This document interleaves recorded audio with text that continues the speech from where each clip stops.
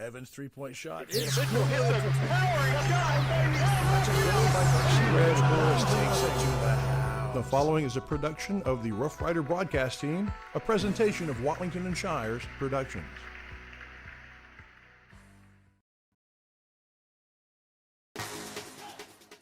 Northeast Texas Sports Network and Azalea Orthopedics present Northeast Texas Football, the 2023 season.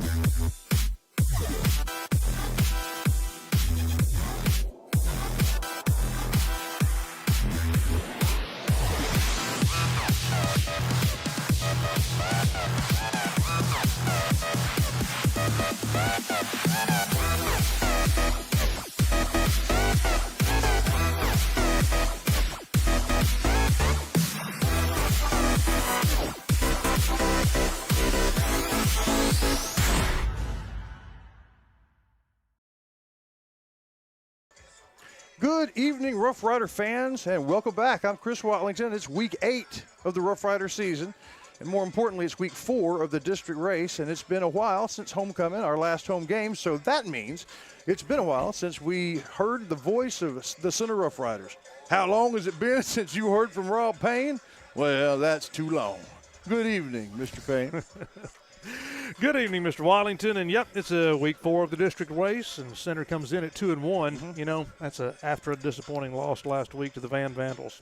Right. But it's important to rebound this week, and that is a mighty tall task, is it not? Yeah. You can introduce our opponents tonight so many different ways. Defending district champions, defending state champions, 9-time state champions, the undefeated.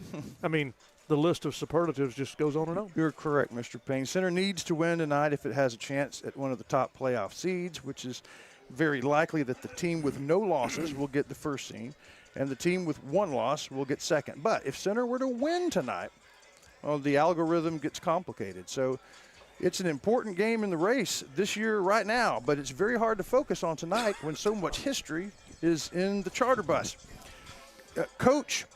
Special coach Mike Brister addressed that to me before the game. Okay. If we go with what our pillars are, our Tuesday pillar is grit. So to have grit, we got to have mental toughness. If we can have mental toughness throughout the game and stay together as a team, we might have a chance. All right, so over the next 25 minutes, we're going to learn a lot about tonight's rivalry matchup. We also visit with junior cheerleaders in the Gaddy's Cheerleader Spotlight. We're going to talk we're going to talk a bit with Coach Meeks in the JBA Financial Coach Talk segment. We'll meet senior lineman Alan Cortez in the Center Motor Company neutral zone, and we'll bring you part 1 of The Bulldogs, a look at the Center Carthage rivalry. We'll get you ready for the game here in a couple of minutes. It's the Cornerstone Balance and Therapy pregame show here on KDET 9:30 a.m., or you can find us on YouTube with the Northeast Texas Sports Network. It's the Rough Riders. It's the Bulldogs, live from Rough Rider Stadium, coming up next. Cornerstone Balance and Therapy is the local place where you go to recover after surgery or after an accident. With up-to-date modern equipment and a staff that cares and knows you by name, the only thing better is where it's located, right at the 4-way stop in the middle of town. Cornerstone, helping you get better. Shelby Veterinary Associates and Center understands that your pet's health is important, and they take every step to give your pet the best care. From preventative wellness exams to vaccinations, heartworm tests, and flea and tick pills. Ask Dr. Mark Josan about the benefits of dental care for your pets to prevent infections and bad breath. Also offering a heartworm injection that prevents heartworms and lasts for 12 months. Shelby Veterinary Associates, treating your pets like the valued family members they are. Now carrying Simparica Trio. Go. Welcome back, ladies and gentlemen. Stadium pregame show live from Rough Rider Stadium.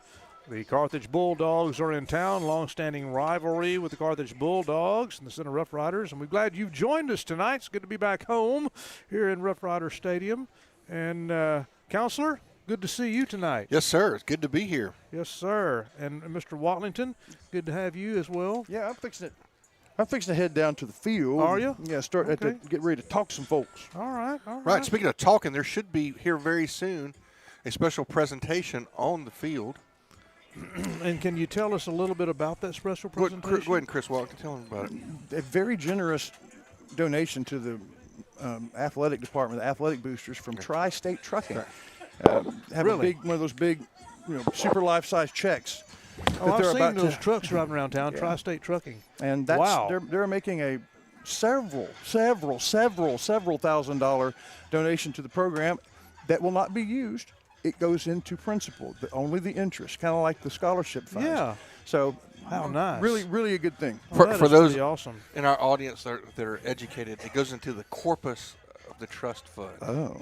Yes. Yeah, I wouldn't even know what you mean by that. Yes, It's the body. the corpus callosum. Yes. Well, that's very generous, and I think our in-stadium announcer, Jason Locke, will make a presentation here in just a minute. We'll announce that.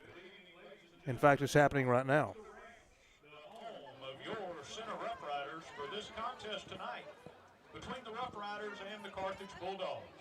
Before we get underway, we have a very special announcement. If you will turn your attention to the 40-yard line, the Center Athletic Boosters would like to thank Tri-State Vacuum and Rental for their generous support and financial donation of $50,000 to the Center Athletic Boosters. Tri-State continues to support Center Rough Rider athletics and the growth and development of our student athletes, where athletes are built by Center. Tri-State also provided the first 500 fans tonight, the Rough Rider Purple Up towels that many of you have. Let's hear it, Rough Rider fans, for Tri-State Vacuum and Rental.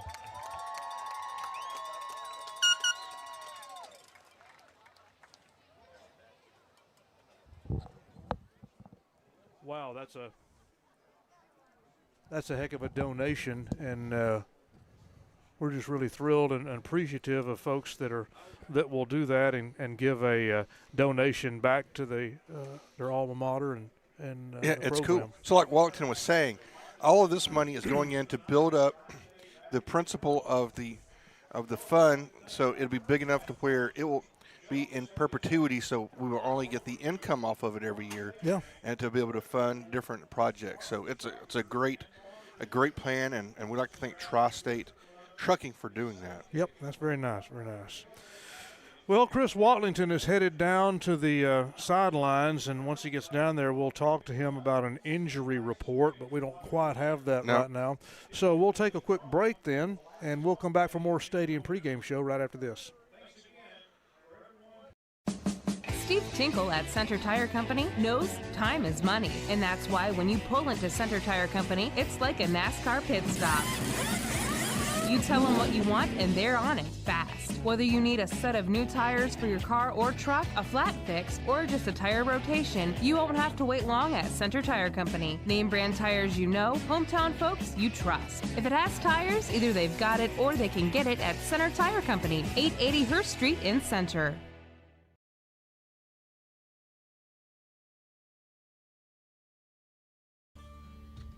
At Hope Community Medicine, they believe that more than medicine is needed when providing quality care for their patients.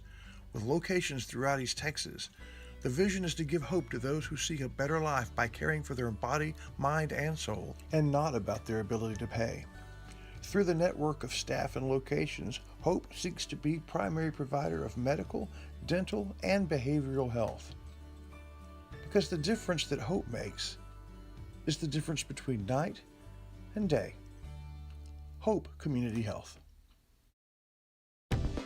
Tammy Steptoe is where realty becomes reality. How do you know? Every time there has been a reader's favorite contest in the Light and Champion, they've won it.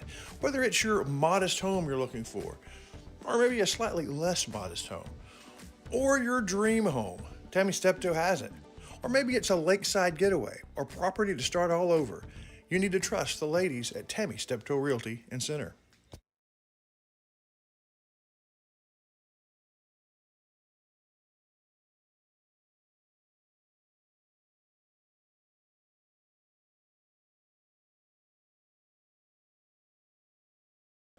Everybody, welcome back to the Cornerstone Therapy pregame show. Chris Wallington is lining up our interviews. We've already heard from Hope Medical and Tammy Steptoe. Of course, Tammy Steptoe brings us our step to the sideline. Tonight will be by Chris Wallington. Of course, Rob, I told you over the years, Tammy Steptoe is my favorite sponsor because it always meant that I got to talk when I was down on the sideline. They step to the sidelines. That's right. We've been doing that for a long time. We appreciate Tammy Steptoe and Steptoe Realty for our step to the sidelines. Meanwhile, Chris Watlington is looking to gather up the junior cheerleaders for our Gaddy's Gaddy's Medical Equipment Cheerleader Spotlight. So, Watlington, are you there and ready to go? I am. I'm almost to the goal line to your left. We see you. But, okay. Zach's got you. Allow these young people to feel pride in their communities and schools. While your sport And you may go ahead, Chris Wallington. All right, good. I'm good. It's hard to hear because of the PA speaker, but I'm going to put y'all on speakerphone. Ready? We didn't mean speakerphone. I meant microphone for the United States of America listening in and watching now. Tell us who you are. Holly Herndon. And? Krista Britt. Okay, how many years have you been, Miss Britt, a cheerleader? 7. So all the way back, right? Every year that you could. What about you? 7 as well. Okay. The pep 7 years worth of pep rallies. I thought today's pep rally was up there amongst some of the better. Do you agree, Miss Britt? It was fantastic. What did you like about it, Miss Herndon? I like that Coach Chris was in charge of it. That's what I like. Coach Chris, you're one of 2 people that call me that. Yeah.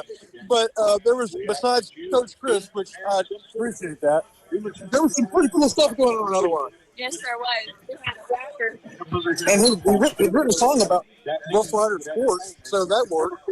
And then we had the special presentation from the lady that was a professional basketball player and went really well.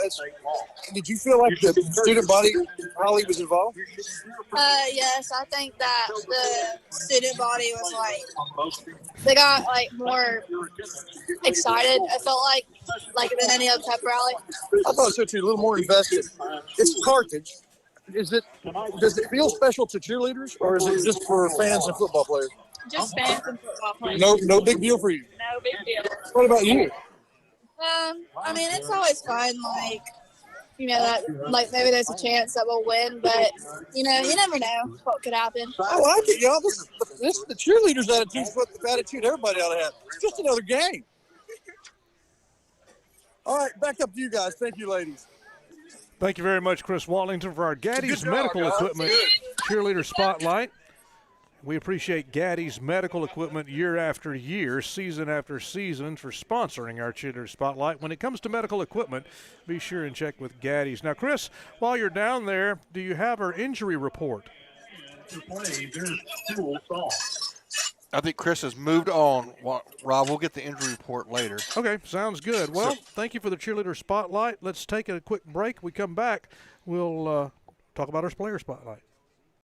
Gaddy's Medical Supply is your one-stop shop for all your medical supply needs. Jack Allen, where's my ankle wrap stuff for my sore ankle? Your ankle wrap or your Kinesio wrap? The old guy wrap. Ah, the ankle wrap. It's in the top bathroom drawer. Okay, thanks. If you are recovering from an illness or an injury, Gaddy's Medical Supply can offer you the support you'll need. Jack Allen? Yeah? Where did I put the raised toilet seat? Check behind the door. Right. From crutches to canes to chairs, Gaddy's Medical is there for you. Behind which door? The hall bathroom, Dad? Okay. Okay, take care of yourself or someone you love with Gaddy's Medical Supply.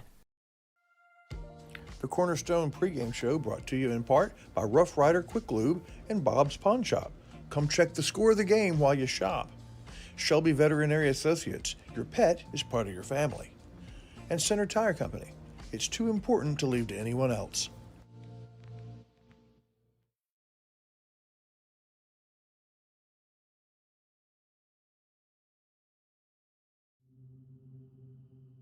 Cornerstone Balance and Therapy is the local place where you go to recover after surgery or after an accident.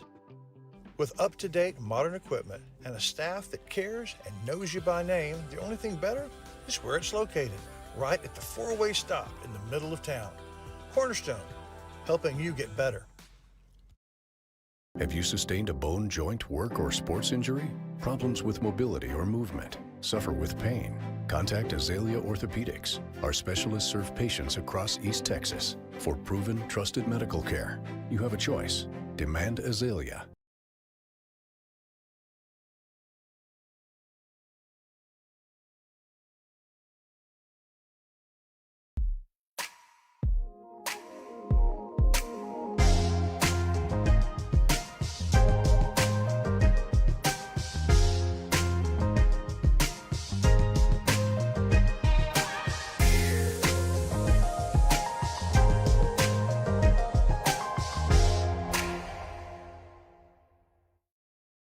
All right. Hello and welcome to the Center Motor Company Neutral Zone. What is your name and what's the position you play? My name is Alan Cortez. I play O-line and D-line. All right. What's the name that your teammates call you? They just call me Cortez, basically. Cortez. All right. What's the hardest part about getting ready for the new season? Well, it is Texas heat, but, just having responsibility, coaching others. Okay. Being a senior. Yes, sir.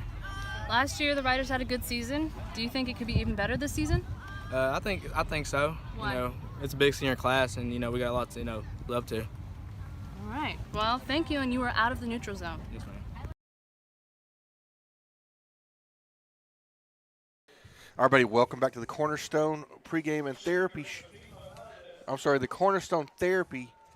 And what? The Cornerstone pregame and therapy. That's not a bad name. Yes, it is. Yeah, it's balance and therapy. Balance and therapy. You got to get your balance there. That's it. All right, so Chris Wellington, we just did our player spotlight, our neutral zone.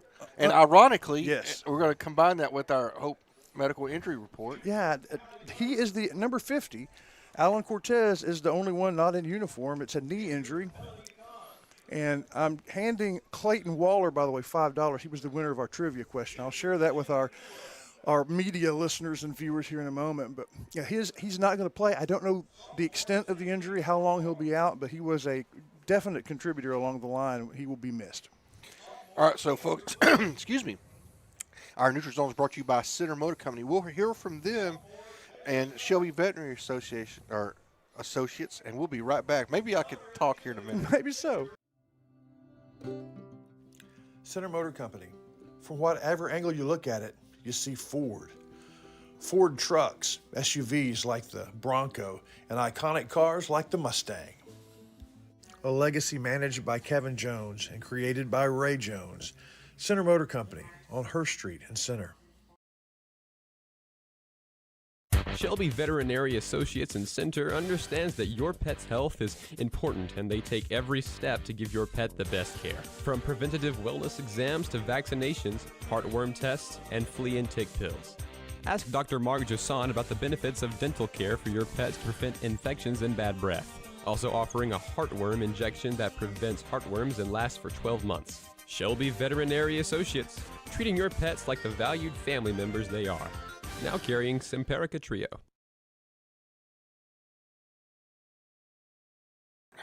All right, welcome back, folks. So, Rob Payne, what do we got up next? Oh, man, welcome to the Cornerstone Balance and Therapy pregame show. And coming up right now, Keaton Watlington is in the press box, who's going to visit with us about the batter scoreboard tonight and the other games we're watching. That's right. I am, we've been giving the blimp to different people trying to see who's that's right, I'm here. We're giving the blimp to different people trying to see who's got the best touch when it comes to controlling that little thing up in the sky. Last week it was Andy Long, and he did a fabulous job, but he can't be here. And, Zoom technology, it's good, but it's not so good that he can be here with us. So I'll be controlling the blimp today. Some games we'll be looking at, Bullard versus Rusk, Timpson versus Joaquin, Tenaha versus Cushing.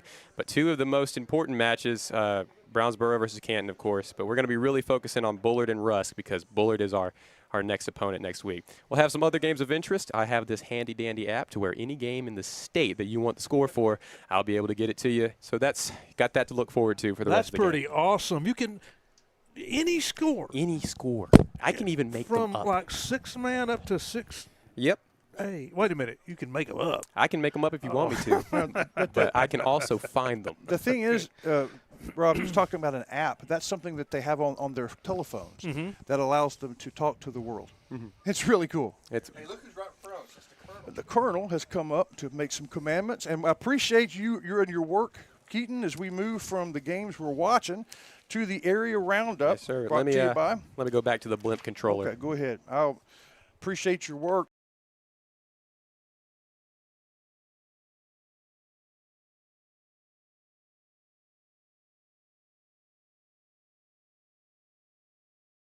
You get ready for a building, and this time of year it's time for greenhouses. Talk to John Jenkins at Campbell Portable Buildings about a greenhouse, because your green plants don't do well in cold weather, but they've got these greenhouses that are outstanding and remarkable, and they'll save your green plants, and they're a lot of fun to putter around in.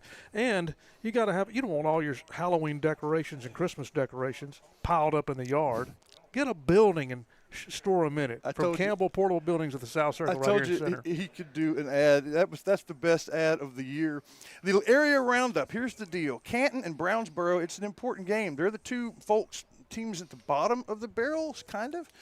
But Brownsboro has been on a winning streak. They are 1-point favorites. That's probably going to be the best, closest game in the district. If Brownsboro wins, they're right in the middle of the playoff visit. Van is open tonight, and I'm sure they have lots of people here watching because they're playing Carthage next week. Bullard at Rusk, well, those are two teams that were very much in the conversation to begin with, but Rusk is 0-3 and Bullard's 1-2, so they're struggling for their playoff lives. And, of course, Carthage and Center here. Carthage, 15-point favorite, but that's not an overwhelming favorite like sometimes in the past they have been. A couple other games of interest that just I think are interesting. Number one, a battle of two top 10 teams in Silsbee. It's number 9 Hampshire Fournette versus number 6 Silsbee, one of the better games in the state. And probably our first round playoff matchup is either Gilmer or Paris North Lamar. They're playing today. Gilmer's big favorite. So if we can keep up with those scores, that'll be good. And then in the county, we got games.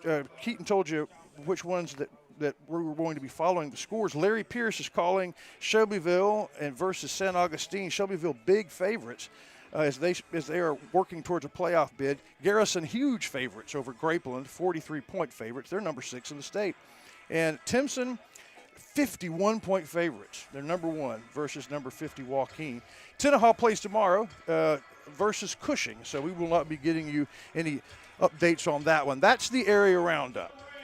Now, what we have here, and I hope we have time to play it, it's a part 1 of our series called the Bulldogs. It gives a little bit of history about this rivalry.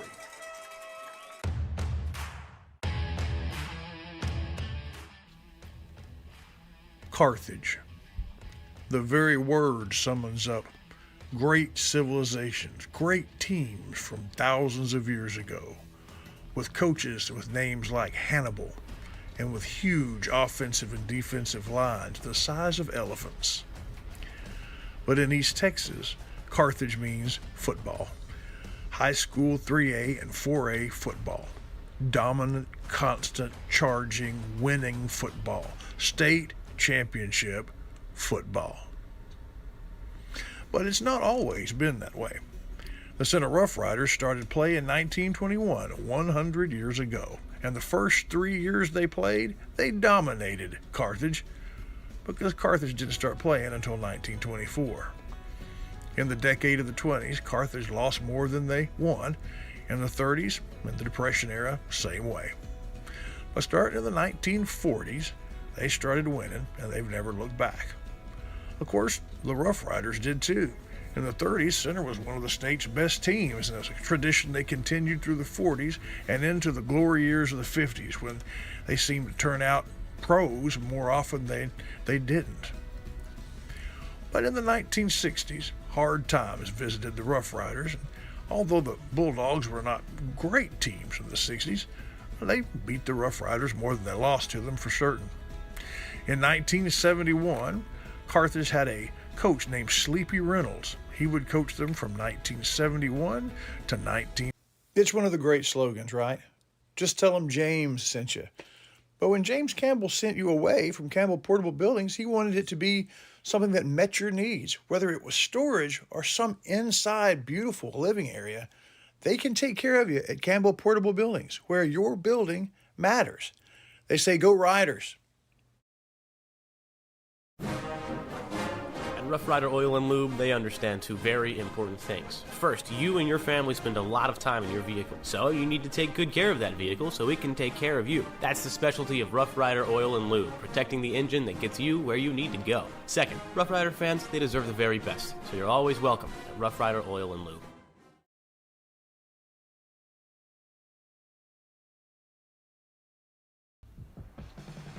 JBA Financial Services brings you Coach Talk, and there's a reason for that. John Black knows that when you're preparing for an important game, you need a plan, and they'd like to be a part of the details, the X's and O's of that plan. He's put together a good team, a coaching staff that would help you and your family get where they want to go. At JBA Financial Services, they're working to secure your family's future.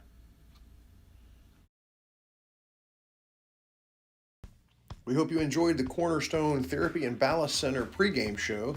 We'd like to thank Shelby Veterinary Associates for the Coach Talk, Center Motor Company for our player interviews, Campbell's for our area roundup, and Gaddy's for our cheerleader spotlight.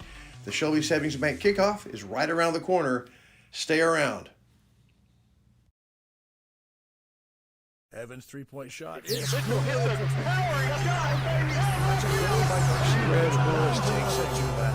The following is a production of the Rough Rider broadcast team, a presentation of Watlington and Shires Productions.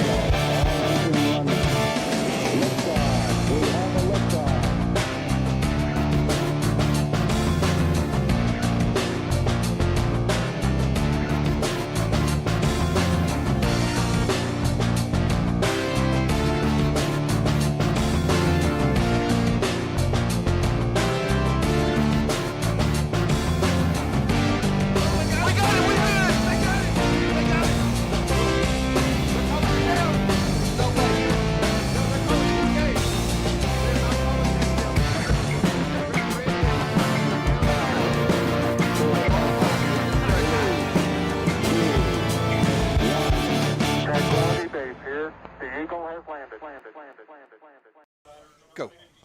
Welcome back, ladies and gentlemen, to the Stadium pregame show, and here it is. The next chapter in the Carthage Center rivalry. Hello, everyone. Rob Payne here, live from Rough Rider Stadium. And to my right, Chris Watlington. And Chris, here we are again. We are indeed. In this century, the Riders and Bulldogs have played 15 times. Carthage leads 14-1. Complete dominance. In fact, Carthage is on such a tear, they last lost in a regular season game on October 7th, 2016. That year they started District 0-2, having lost to Kilgore and Henderson Center was 3-0 in District. Until these two teams met in Carthage on October 14th of 16. The Bulldogs won 42-16 and haven't lost a regular season game since. Rob, it's just amazing. It is. Keaton Watlington's with us tonight. Keaton, you were in high school that year, weren't you? I was. My sophomore year in high school, we had just killed the Bulldogs in tennis. Typical. But I remember that game. I remember that week. I remember how excited we were to have a chance to take Carthage down. Didn't happen. But, Counselor, if we're going to win this week, our guys, we just got to forget about all that history stuff. Exactly right, Keaton. And Coach Meeks has talked about it. The importance of focusing on your job and only on your job. During a game, thoughts about a rivalry are almost never productive. In fact, the coaching staff refuses to even say the word Carthage. They are the team from the north. Here's how Coach Mike Brister, or Assistant Coach Mike Brister, put it. He put it this way. If we go with what our pillars are, our Tuesday pillar is grit. So to have grit, we got to have mental toughness. If we can have mental toughness throughout the game and stay together as a team, we might have a chance. Grit and mental toughness. Thank you very much, Coach Brister. And thanks to all of you out there that have joined us tonight via KDET 930 AM and online at cbc-radio.com. And for those of you watching on YouTube at NetSN Live, guys, I think we're ready. Watlington, Counselor, Keaton, it's Friday night. Rough Rider Stadium, Center Rough Riders, Carthage Bulldogs. We'll have the Shelby Savings Bank kickoff coming up next. As you prepare to choose who you're going to do business with, one good indicator of success is growth. What began as a single location bank to service Shelby County has now grown with multiple and beautiful facilities in towns and across counties, including the new mothership on Selma Street. 40 years of excellence. Shelby Savings Bank, member FDIC, equal housing lender. All right, everybody, welcome back. Time for the Shelby Savings Bank kickoff here. The Riders are kicking off. That's good. So I don't know if we lost the toss or if we won the toss and deferred, but whatever it is, here's the kick. And it's a deep kick. Beautiful. And it's going to go Perfect. into the end zone. So now, while we're getting ready for the guys to come out, it's time to do the Ray Jones Chevrolet keys to the game.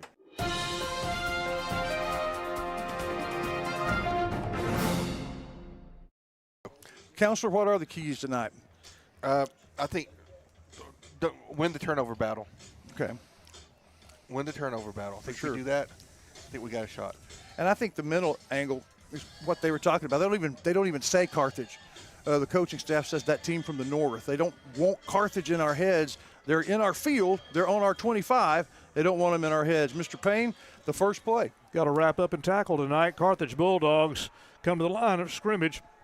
Quarterback is calling him down. He's in the shotgun. He's got 3 wide outs to the right. Now he brings a man over into the slot. 1 man on the left. Empty backfield. Back to throw. Throws. Ball is caught on a short pass to the 32-yard line from the 25 to the 32. And the Riders tackle immediately. So a nice tackle by the Riders. But it's a 7-yard pickup, 8-yard pickup for the no. It's enough for the first down. They've got him marked for the first down. Yeah, his progress. Okay. They pushed him Yep, back. He but sure yeah. did. Okay. Yep. And since it's the Carthage game, they brought out the electric. I like them. First I down like marker. them. Yeah. And we got to pop a pepper to get a win on this game. We do. First down to the 36-yard line for the Carthage Bulldogs on first down. 2 wide outs to the left. Got a man in motion, setting up in the backfield.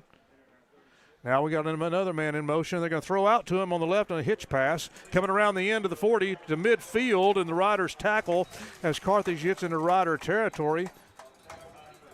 Tackle made by number 10 for the Center Rough Riders, Caleb Mosley. Meanwhile, captains for the Rough Riders tonight, number 18, Lance Wilburn, 23, Jackson Parker, number 44, Mason Mayo, and Brandon West, the captains tonight. Apparently there's a flag on the play, Chris Warren. Okay.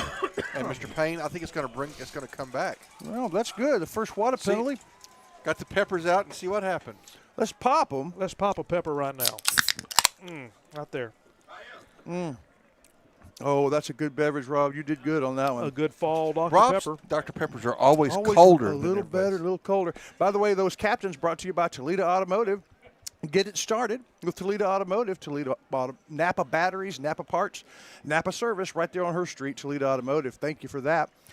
And first of all, I love the way they designed that swing pass. Yep. You know, that's the way you throw the little hitch when there's nobody out there, lots of room to run. Well, they were able to seal that corner too. Yeah. But perhaps in the ceiling, I didn't see where the penalty was. But well, it was a holding penalty against it's a 10-yard penalty, so it's first down and 20 against the Carthage Bulldogs. First down and 20. Surratt, sophomore quarterback, backs up into the shotgun, puts a man in motion. He loads up the right side. They throw a pass behind the line of scrimmage, and the Rider defense is there to throw him down for a loss. Great job. And so first and 20 is going to lose about, a yard on that play? Second and 21, it looks like. Yeah, that's good momentum and for the Rough Rider defense, something that this unit needs, Mr. Shires. I think they need a little bit of a shot in the arm, you know. That's right. We got Carthage pinned back. We need to take advantage of that. And it comes down, Rob, not to stopping them every time, but stopping them just a few times to give the offense a chance to do its thing. So an early stop, getting a punt on this down would really be something, but 2 downs left. We got a wide out on the left, really spot wide out. He does have a back in the backfield on second down. Handoff coming up the middle, penetration, but Riders keep them to the 30-yard line. So about a 6-yard pickup for the Bulldogs, and it'll bring up third down. Third down and a solid 15. You would think the advantage is the Rough Riders. Boy, if they convert this, man, everybody's shoulders will drag. So going to have to watch for that pass now. And shut it down, or really tackling like they wrapped up on that first pass. So. That was Jackson Parker on the Parker, stop there. Okay. Parker and Mayo coming up big so far. Now the big third down, Rob. All right, third down and about 15 for the Bulldogs from the 31-yard line. Surratt puts a man in motion from right to left. He's back to throw, looking left, looking, scrambling now throwing out, has a man on the sideline, and the tackle is made short of the first down. They're going to mark the catch reception at the 42-yard line, so it's going to be fourth down and about 4. They needed 15, they got 11. Now, that's close enough to where you could consider going for it. The analytics and the pros say if it's less than 3, you go for it. Consider, if you're doesn't even look like they talked about it, does it, Chris? Yeah, they were ready to go, and the guy in the slot's completely uncovered. Now, are they going to try to draw the Riders off sides? Yeah, that's a good idea. Because it was a count, and then the quarterback pulled up and turned to the sidelines. Now the play clock down to 4 seconds. 3, 2, 1. Okay. And I'm going to guess they called a timeout. And then they snapped it.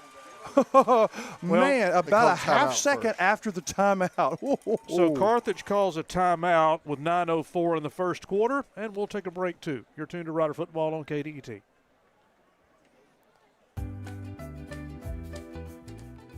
You know that Ace Hardware of East Texas is all the hardware you need, but there's a lot of other things they have too. Fun things for your camping trips. Fun things to wear when you go outside.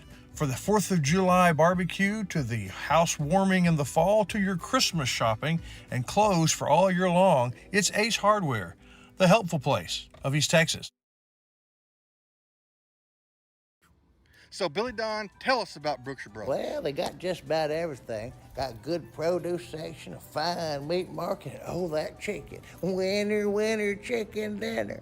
And the pharmacist is great, and the people there make it worthwhile. They always got specials if you pay attention. And that manager, he's a nice fella. And the thing is, you can shop at Brookshire's day or night. A lot more night after daylight savings. Brookshire Brothers Center. Everybody, welcome back. It's 4th down and a long 4, and not the punt team coming out, so it looks like they're going to go for it, Mr. Payne. Sophomore Surratt is the quarterback. He's got a couple of backs or a man in the slot. Puts guy in motion on the left, rolling right, turning back left, throwing, has a man with the reception. He beats his coverage and makes a first down. So they hit the pass behind the line of scrimmage, kind of like a screen, Chris, a reverse screen, and the Riders had one defender there in the area, but wasn't able to wrap up. First down, Carthage. The one defender was obliterated by big number 50, Cash Courtney, and it was exactly the way it was drawn up. The Rough Riders ran right into it the way they were supposed to, did what they were supposed to do, but Carthage knew they were going to be there, brought a big guy over to clear the way. First down. All right, just a yard short of midfield. First down, Carthage. 8.5 minutes to go here in the first quarter. We're scoreless. Carthage opening drive still going on. Under center, snap, handoff immediately, coming around the left-hand side, crossing the 45 and down to the 43-yard line. Good tackle by Cash Cross. The athletes are so big and elite, especially up front for the Bulldog. You can just tell by looking at them. They're not big old slovenly guys. They're just big and cut and not much body fat. That means that elite athletes in purple like Caden, Dixon, and Cash Cross are going to have to play more both ways than we really want them to. We'll see how they're able to hold out when we get to the second half. 8-yard pickup for Carthage. Second down and 2. Surratt, number 9 for the Bulldogs, under center. Has a tight field now. Puts a man in motion wide out to the right. Fakes the handoff. Back to throw. Has some time. Across the middle. Looking for a man in a crossing pattern. Incomplete pass, and it'll bring up third down and 2. We were extremely lucky there, Rob Payne. Yep. That man that went in motion, he went out. Nobody followed him out, and he ran out. Just ran a go route, and there was no Rough Rider.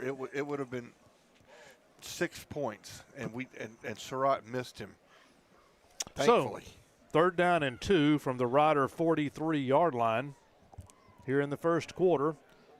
We've got a back not quite in the I formation, just offset from the quarterback who's in the shotgun now. Twins on either side. Snap, fake, throw. A defender was there, in and out of his hands. Well done, Riders. Excellent. I see no flag, and that was well defended by Timothy Johnson. Number 2, Timothy Johnson. Yes, well done, Riders, and it's 4th down and 2. Fine line between excellent defense and a flag that gives the other team a first down. But you're right, Payne, beautiful. Big 4th down and another 4th down for the Rough Rider defense. And another 4th down for the Carthage offense. No discussion about it. They're in Rider territory, and so they're going for it on 4th down and 2. We hope for good penetration by the Riders. I formation for the Bulldogs. Quarterback's having to talk to everybody now, and then he's got to snap it quickly. Second man through gets the carry. He's got plenty of room to go to the 35 and more as he gets the first down for the Bulldogs, and about a 7-8 yard pickup there on 4th down and 2. They let one of the defenders go, knowing that that's not where the play was going to be playing. So we had one guy in the backfield, didn't matter. This is what Coach Meeks said about their defensive goals. We've got to move on from when big plays happen, because they will happen tonight. So we've got to remain composed, play the next play, and get pressure on the quarterback. On first down, first from the 34-yard line. Oh, nice play by the Rough Riders. Riders stand them up right at the line of scrimmage, or a yard short. They Bulldogs lost 2 yards on that play. Riders defense pushes them back, and I wish I had the number who that was. That was when there's a big stick, yeah, you could just bet it's going to be Cody Atkinson. Yeah. And it was Cody Atkinson. It was. Well done, Cody. So it's a 2-yard loss for the Bulldogs. 2nd down and 12. Shires, the defense looks good tonight. I mean, this is an elite offense that they're pushing and making them work hard. Yes, they are. We'll see if we can't get a stop here. If we can keep them 4th and less than keep them out of 4th and short, maybe we can get them to punt or kick it somehow. Surratt in the shotgun, 2 receivers to the right, 1 back, fake the handoff. Surratt under a little pressure, now throws the ball down for the end zone, has a man, touchdown. And I thought it was going to be off his fingertips. Yep. I thought the ball was a little long, but I think the receiver put on a little extra speed and caught it on his fingertips. 34-yard touchdown for the Carthage Bulldogs. Yeah, it was just a good throw, and fortunately for the Bulldogs, the receiver had a little extra juice, and he was only ahead of the Rough Rider defender by a step, but that's all it takes when you have a good throw. You're right, Rob. I thought that was going to be overthrown, and he still caught it on the tips of his fingertips. He did, right at the goal line. Had a couple of steps on the defender. 6.5 minutes to go here in the first quarter. Bulldogs line up for the extra point. They're going to fake it. The holder picks up and throws it in, and the 2-point conversion is good as well. So it's 8-0 Bulldogs, and you're tuned to Rider Football on KDET. Covington Lumber and Building Supplies is in the capable hand of a 3rd generation of Covingtons. For shingles for your roof, to carpet for your floors, to Farrell Calhoun paint for the walls, bathroom fixtures, and everything in between, Covington's has it, as well as all the lumber you can shake a stick at. Lumber for your home or for other fun projects. You find it all at Covington's. This is a Whataburger table tent. An orange and white trophy for your made-to-order burger. It means we cook your meal up fresh. And don't get up, because we'll bring it right to you. So if you're looking to sit down and celebrate the fact that you left it all on the field, we've got your number. Whataburger, just like you like it. All right, everybody, welcome back. Time for the Shelby Savings Bank kickoff. And Mr. Payne, I'll turn it over to you, sir. All right. Carthage Bulldogs will line up and tee it up on the 40-yard line. If you're looking at your radios from right to left, but you don't have to look at your radio. You can get on YouTube and look for NetSN, look for the Rider Carthage game, and watch every play if you want to. Magnificent, good, clear footage. Or we're proud you tune in on the radio or the TuneIn app. However you're paying attention. If you're driving, don't watch YouTube. No. Listen to the radio. You can put it on and just not watch. All right. End over end kick. Ball is in the air. It's a deep kick. Riders are going to field it at the 5-yard line, coming to the 10. Now looking to go forward some more, and right around the 12-yard line, the Bulldogs show up, and the Riders are going to start inside their own 15 with 6:25 here in the first quarter, and the Bulldogs lead 8-0. Yeah, they got down there so fast. The kick was perfect. It wasn't really in the end zone. It was right where it needed to be. Yeah, but you can fair catch that thing. Yeah. Or That's take true. a knee. That's and true. Get to the 25. And you're there, right? First But time we're that's going to not look exciting. Yeah, That's not exciting. that's true. That's You're right. trying to- If you want to make a play, you don't kneel on it. Now That's that right. we understand, and the Coach Meeks confirmed it. The strength of the Bulldog defense is their front line. Mm-hmm. All right. Kraus on 1st and 10, hands off. Dixon has some great penetration penetrates that defensive line, gets into the secondary all the way out to the 25-yard line. And in typical Rough Rider fashion, they're already ready to snap it. Cash Cross calls for the ball. Dixon has it again, trying to go right straight ahead on, but runs into a gaggle of white jerseys, and there's nowhere to go on first down. That gaggle of jerseys, I'm going to guess, weighs about 440, 660, about 690 to 700 pounds. Not even Dixon's going to get through that one. By the way, that was a Ray Jones first down. Now it's 2nd down here for the Center Rough Riders. Nowhere to go. Cross back to pass, scrambling under some pressure. Man dives for him, and Cross is just going to turn on the juice and go. Crosses the 30, and they're going to mark him out around the 32-yard line. Okay, they're maybe even going to give him the 33, Rob. Maybe, yep. And we'll take it because that's going to be 3rd down and 2. Favors the offense. We'll take that as well, won't we? Yep, I guarantee. So Dixon had a really nice penetration a few minutes ago. Let's see what happens here on 3rd down and 2. They're going to fake it, throw, ball is caught out on the sideline at the 40-yard line. Enough for the first down, and well done. Good reception, Jeremiah Ratcliffe. Jeremiah Ratcliffe catches the ball, doesn't drop it, stays focused, and that's 2 Ray Jones first downs in a row. All right, at the 40-yard line, Riders already ready to snap the ball. Coming out, given to Dixon. Dixon around the left-hand side, pushing and falls forward. That's a big key. Instead of letting the defense push him backwards, Dixon falls forward at the end of the tackle. 4-yard pickup for the Riders. Yeah, lowered his shoulder and got all the way really to the 45. 5 yards, yeah. That's good. 2nd down and 5 for the Riders. Cash Cross standing at the 40 in the shotgun. Has some time, back to throw. Throws to the right, over the head of Ratcliffe at the 45-yard line. And so it's incomplete. Now that's going to be that would have been about a 10-yard pass, Rob, but given the angle, but that's like the hypotenuse. That ball had to go a long way to get there. And fortunately, our quarterback has the kind of arm and just a little overthrown, but it would have been good for a first down. 3rd down and 5. Got a man in motion.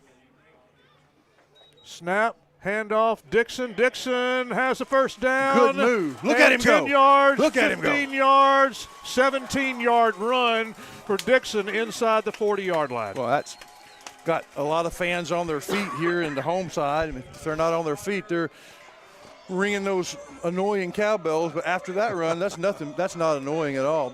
All the way down to the 38-yard line, and he made a move with his speed and then lowered his shoulder with the strength. Good clinic by Caden Dixon.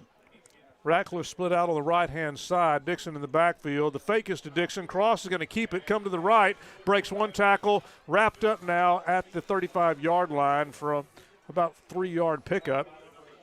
Well, maybe 4. Yeah, they're going to give him 4. Yep. Across to the 34, a 2nd down and 6.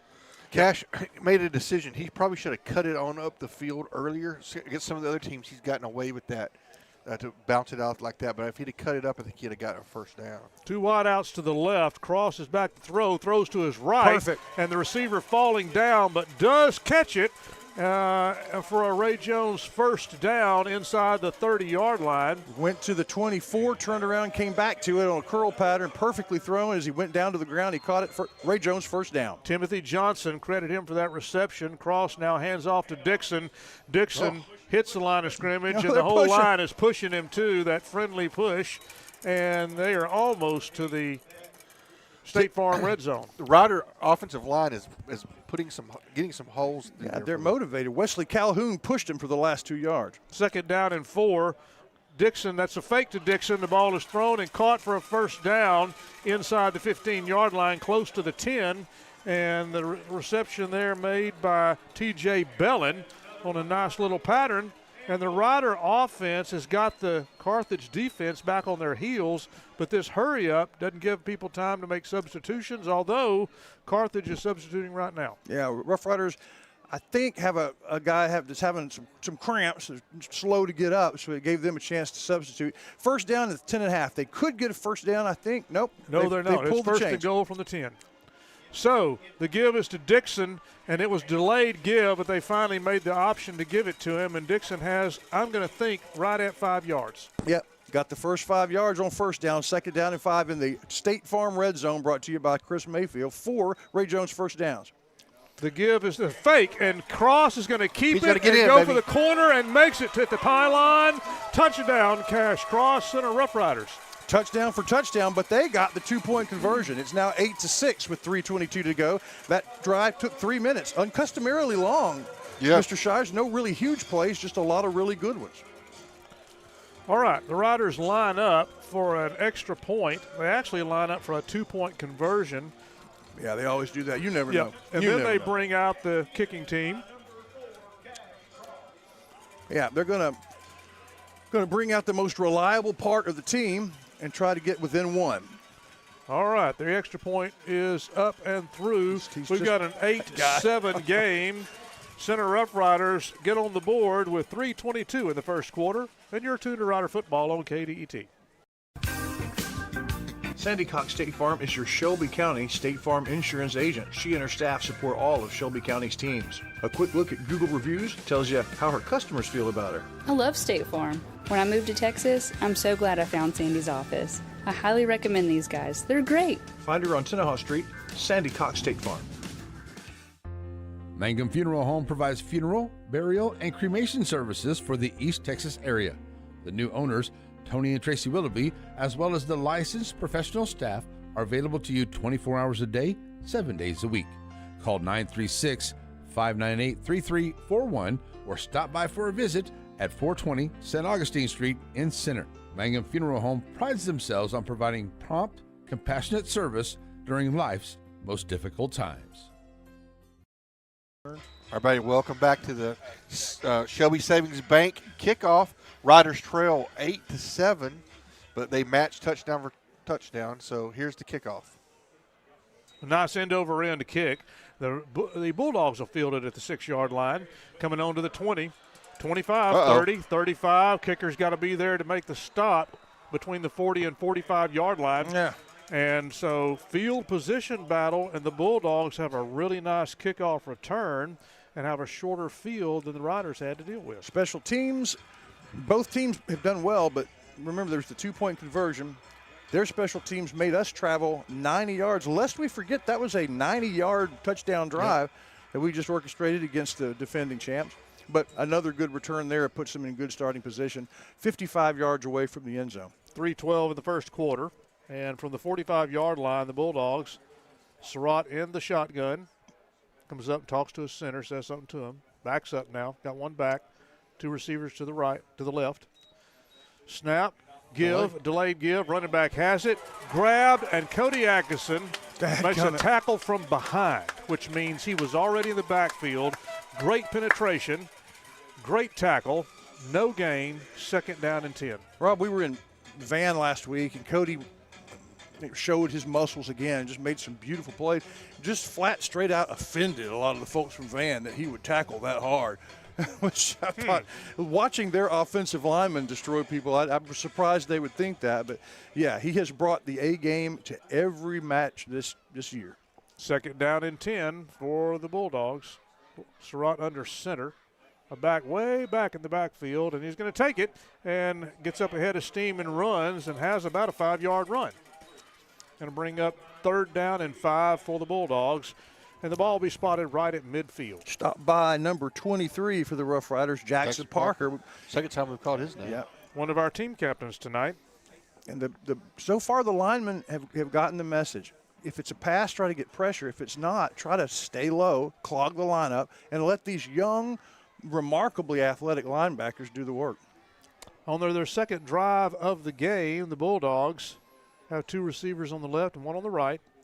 Out of the shotgun, Surratt 3 steps back, looking right, looking left, throwing right, has a man at the 45 and catches the ball quickly. Defender is there, but receiver just steps out of bounds. Right at the first down mark. No, he's short. Oh, he is short. Because he came back. He ran back. A yard short. All right, we try not to jump off sides here because you know they're going to try to pull us. 4th down and 1 for the Bulldogs. Let's set it up now. The ball, the receiver looked like he stepped out at the first down marker. He was out of bounds, a yard short of that. So the ball on the Rider 46-yard line, 4th down and 1. Surratt under center, I formation. Last time, second man through got the ball and took it 10 yards. There's the snap. Second man through gets a carry. We got him. Ryder stand him He up. did not make Going it. to stop him, Rob. Ryder stand He did not make it. The Rider defense are as excited as a group of high school kids can be. But I don't and think the fans are on their feet. Nope. And there's going to be Rider it first wasn't down. close, Rob. Yeah, I know it. They stood him up. He lost a yard or two. I don't think they're any more excited than the center coaches who all ran out there and jumped up, showed some ups. Coach Meeks looking at the crowd saying, stand up, here we go. That's Coach Meeks, the athletic director, directing traffic for the crowd down there. Yeah, that's a big stop, y'all.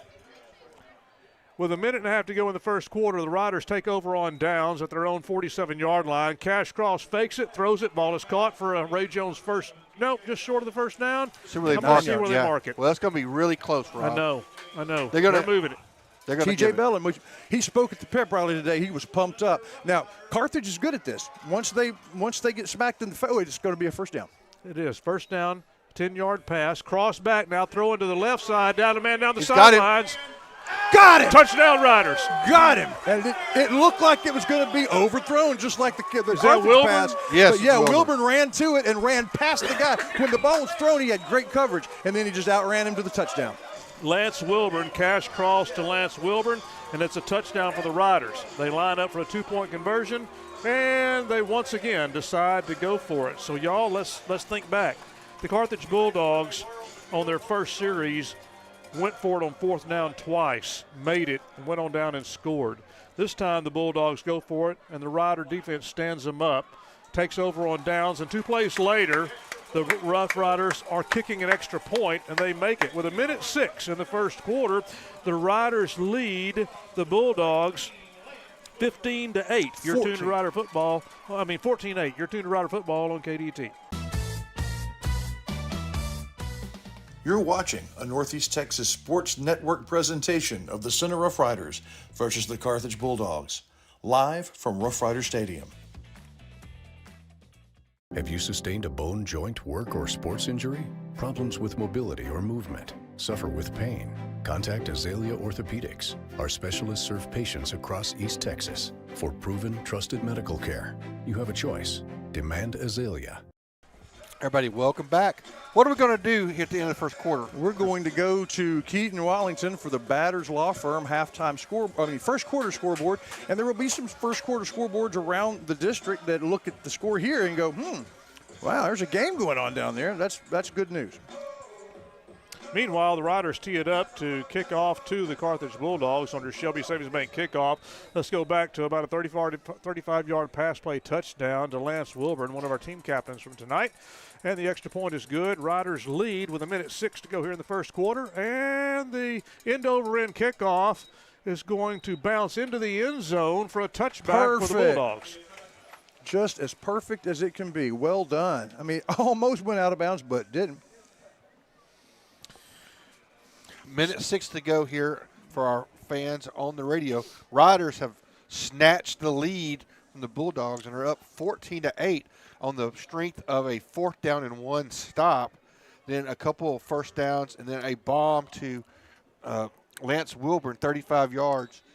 In the last 2 or 3 years, the Riders have led these matches at some point in the first half, and then Carthage comes back and strangles all the excitement. I just don't want that to happen. Just keep playing, keep doing what you're doing, guys. 3 receivers on the left on first down for the Bulldogs. They do have a back in the backfield. The fake to the running back. Quarterback's back to throw. Looking for his deep man. Has him over his right shoulder. Defender falls down to make an ankle tackle. And his touchdown, Bulldogs. Just like that. In 9 seconds. Yep. 10 seconds. Interesting coverage. There were 3 receivers left. They had the option to go short, middle, or long, sort of the West Coast offense. And 2, the Rough Riders kind of played in the zone, but the one guy that had to keep up with their speedy receiver You lost a step, but the pass was perfect. This Surratt's pretty good. Yeah. Sorry, that receiver's Surratt. pretty. That's Surratt. Surratt. It's a short A sound. But on top of that, that receiver is fast. Yeah. That was pretty classic speed. So it's a tie game awaiting the extra point. We were hoping to go to first quarter ahead. Well, it still might. There's still 55 That's seconds. true, yeah. That's right. All right, there's the snap for the extra point attempt. It is up and through. The Bulldogs lead by 1, 15-14. 55 seconds to go in the first, and you're tuned to Rider Football on KDET. Hey, y'all got a dirty truck. Well, then take it to Joe's Car Spa for a spa day. At Joe's, they make them shine. And they're standing by to work with the community. They was elected best of Shelby County this year, and it's called Joe's, but it probably ought to be called Reed since Reed Grant owns it. So, Billy Don, when it's time for your car or truck to have a spot. All area schools and students. Everybody, welcome back. And Chris Wallington, what did Coach Meeks have to say about big plays? Carthage had a big play. Then Carthage answered with one. This is what Coach Meeks said about it. We've got to move on from when big plays happen, because they will happen tonight. So we've got to remain composed, play the next play. And that's what they're going to have to do now. The next play, Rob, is the kickoff. And the Bulldogs, Shelby Savings Bank kickoff, right to left. And the Riders are going to field it at the 8, put it on the ground, pick it back up. Going to try to go with it. And they're going to call him down. Yeah. And so just inside the 10-yard line, right at the 10, that's where the Riders will start. In fact, that's familiar territory. It's about where they started last time. And he's frustrated because he looked to his right, and there was one white jersey and several purple jerseys. Now, more would have come, but he had 15, 20 yards before I think he would have been contested, and he just slipped. And first he dropped the ball, but his knee was down when he picked it up. Yep. So we'll start again at the 10. 55 seconds to go in the first quarter. Riders, cash cross, back to hand off to Dixon. Dixon is hit pretty hard with about a 2-yard pickup. It'll be second down. Yeah. Second down and 8 with probably as quickly as the Rough Riders line up 1 or 2 plays left in the quarter. On second down, cross with Dixon in the backfield. We got 2 receivers on the right, 1 on the left. Fake the handoff. Cash going to keep it. Going to scramble right, left, trying to come out and do something.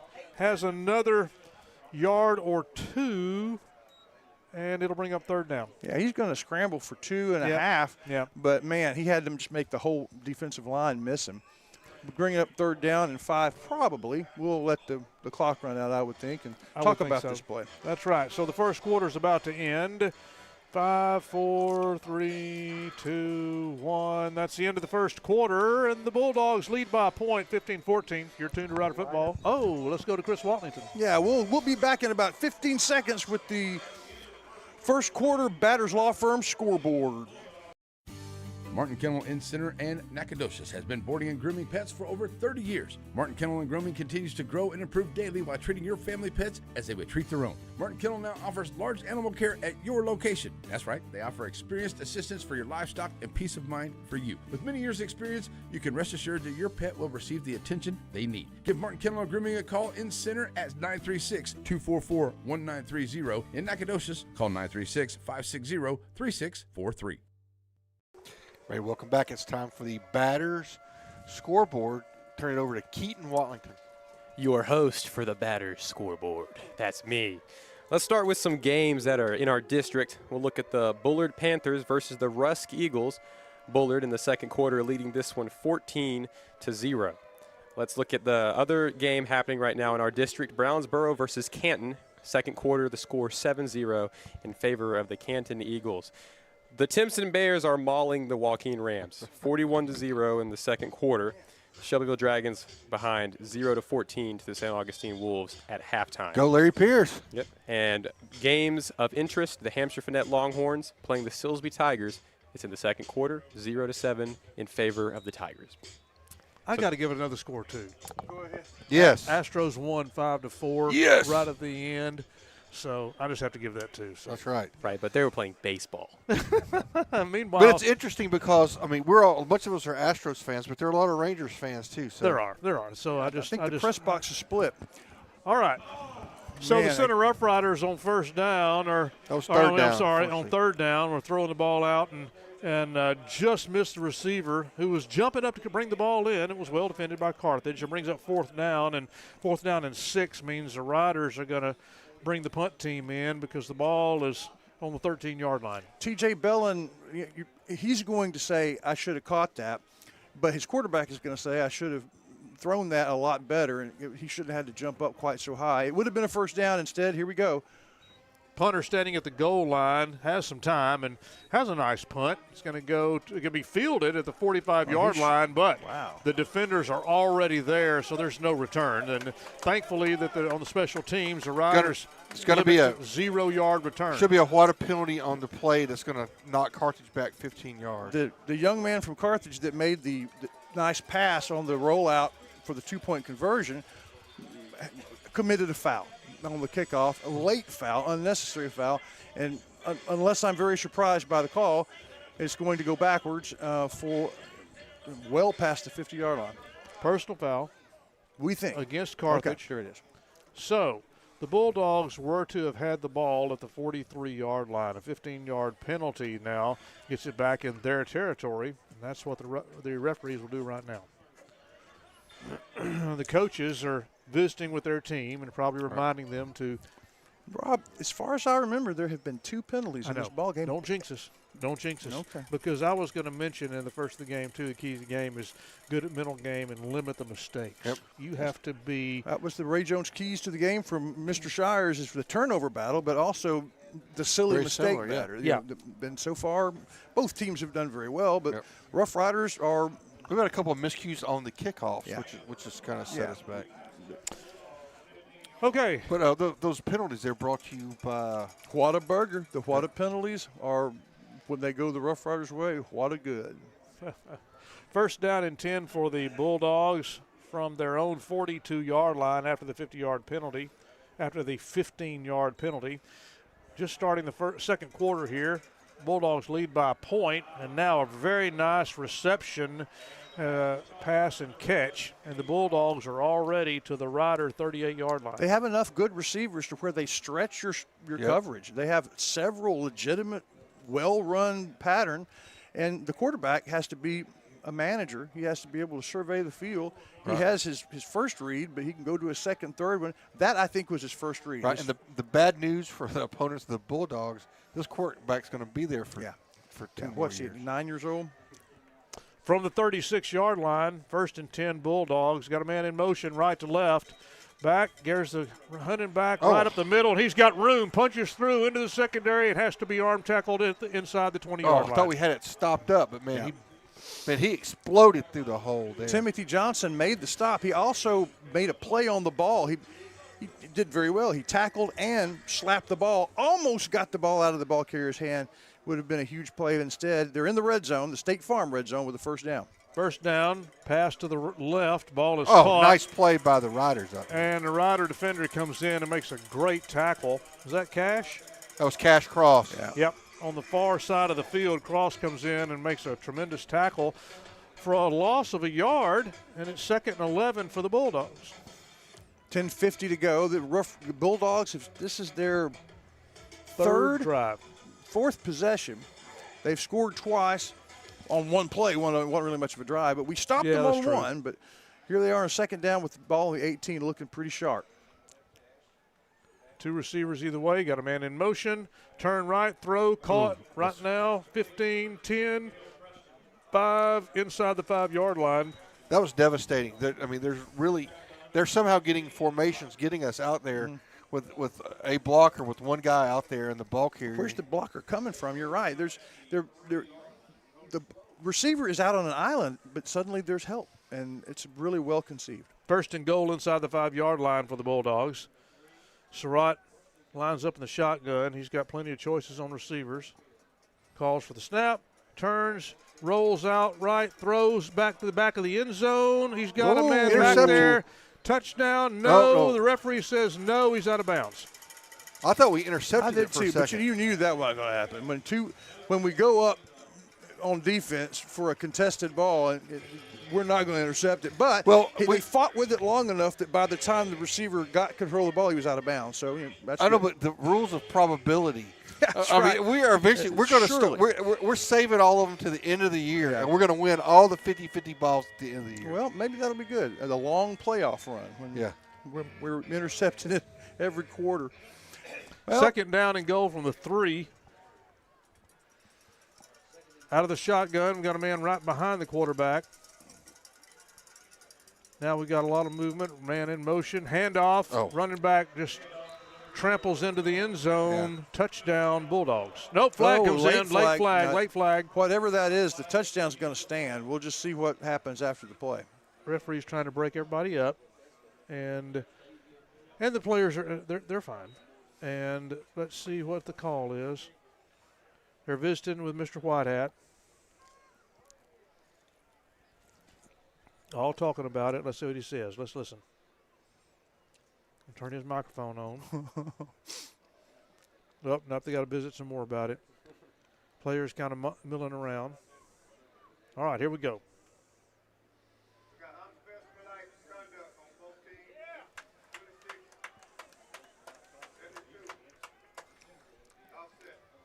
Not sure that you could hear that, but we could. What'd you hear, Chris? That it's offsetting fouls, unsportsmanlike. So it was as if there was nothing that happened. But radio folks, the Bulldogs are in their white, all white, with red numbers and a red C on their helmet. Rough Riders are in their purple, all purple, with gold letters and numbers on their jerseys and helmets. And the ones in white lead 21-14 and lining up for it. Looks like they're going to go for 2 to see if they can make it a 9-point game. No, 2-point conversion. All right, 2-point conversion play. Scrambling, throwing, looking for the corner. How did that work? Has a man, and the 2-point conversion is good. So the quarterback, Chris, rolled to his right and then threw way back across his left to nobody. Nobody was there, and then the receiver got there about the time the ball did. Such a long 3-yard pass. Wait a minute.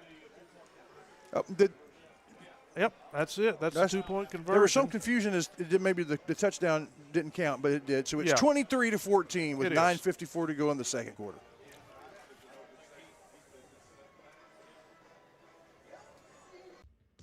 McAdams Propane Company is your East Texas propane provider. Josh McAdams represents the 3rd generation of a family that has kept clean, efficient propane running to the facilities and farms of the area, as well as to the outdoor kitchens that make life fun. They also have the supplies that make an outdoor kitchen possible. Aware of the community, they have provided a luncheon for the first responders of our area. From the beautiful outdoor kitchen to the important fuel that keeps the engines running, keep your engine running with McAdams Propane and Center.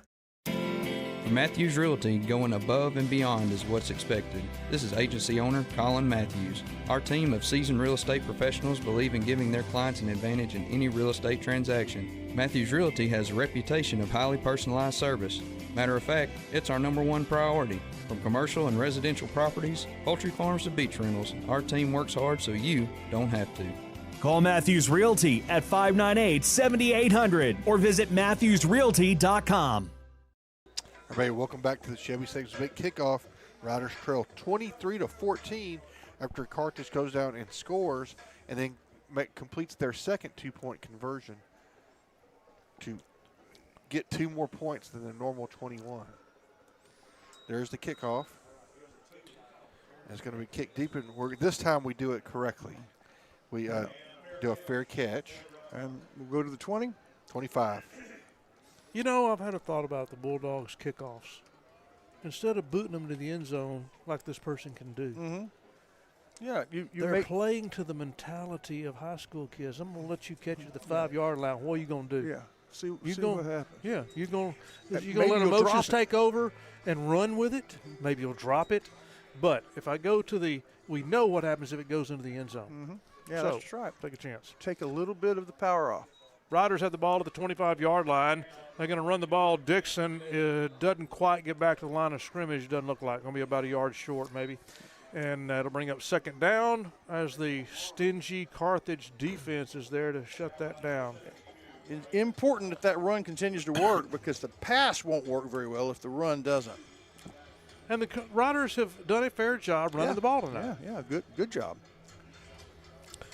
Just inside of 10 minutes here in the second quarter, and the Bulldogs lead the Riders 23-14. On second down, Dixon stiff arms and turns the corner at the 30-yard line. Gets up to about the 33. Good That run. was all Dixon. Oh, that's right. Powered through one, faked another one out, and it's critical third down. Given where we are on the field, it would be dangerous to go for it, but it's going to be marked when they finally get it set. Third down and 2. Third down and 2 for the Riders. Out of the shotgun, handoff Dixon. They're just going to let him lower his head and go.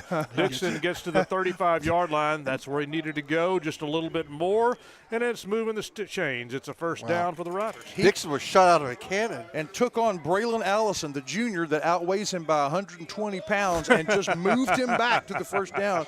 But Allison brought him down, but not after he gave up the first down. Ray Jones first down. That's right. Ray Jones first down from the 36. Cross wants to run with it after the fake, breaks a tackle, breaks another one, and then his ankle tackled right as the line of scrimmage. He's about ready to take off and go, and a lucky Carthage player gets crossed by the ankles. That would have been him big. down. Clayton Ingram loses his helmet while he knocks Cash's foot out from under him. It's no gain and good defensive play. Second down and 10 for the Riders. Dixon in the backfield, receivers either way. Cross back, looking right, wanting to throw, just doesn't have anybody open. Scrambling still. Now throws the ball short, and yes, it's caught at the 41, so a 5-yard play. You hold it that long, usually you're looking to throw it away, but he makes the completion. That's huge. Third down and 4 instead of third down and 10. Makes it very much makeable. And it in the part of the field where you might be able to go 4 downs. All right, give to Dixon and let him do his work, and he does to midfield. Oh, it's coming back. Dixon has a nice 10-yard run, but there's a yellow flag on the field at the 39-yard line. What a penalty. It's going to be a hold on the Riders. Holding on the Riders. The first one of the game, but it sure was a costly one. Instead of first down across midfield, it'll be third down and 14. The irony is if we'd have done that last week in Van, it would have been considered great block. Yeah. Because they didn't call holding on anybody. How many holding calls? 0. On either side? On either side. They just let them do that all. Van did that all night long. Yeah. But it was right there, and it was right at the point of attack too. So I mean, it was a critical block. All right, so the referee's stepping it off from the point of the foul, which yeah. I think makes it a little bit worse actually for the Rough Riders. So it's third down and 12. Yeah, third down and 22. I mean 22. Yeah, just about. No, let's see. No, it's not. 18. Yeah, 18. That's an awful tall order. And to feel good about going for it, you probably want to get between the 40 and 45, which is 11 to 15 yards. All right, moved now up they're a little adjusting bit. it. Hold on, they're wrong. adjusting it now. Okay. Now it's third down and 15. Yeah. Which is plenty. Foul. That's still plenty. All right, so on 3rd and 15, Riders have the ball at their 31-yard line. 7.5 minutes to go here in the second quarter. Cross looking to the sideline. Looks like the Riders another will call play. timeout. It looks like yep. So the Riders will call a timeout here in the second quarter. Go ahead. Before we go to break, let me tell you about Fry's food truck. Yes. What? I finally got something from Fry's food truck, and you guys are kind of foodies. Let me tell you something you need to try. It's called poutine. Oh, yes, from Canada.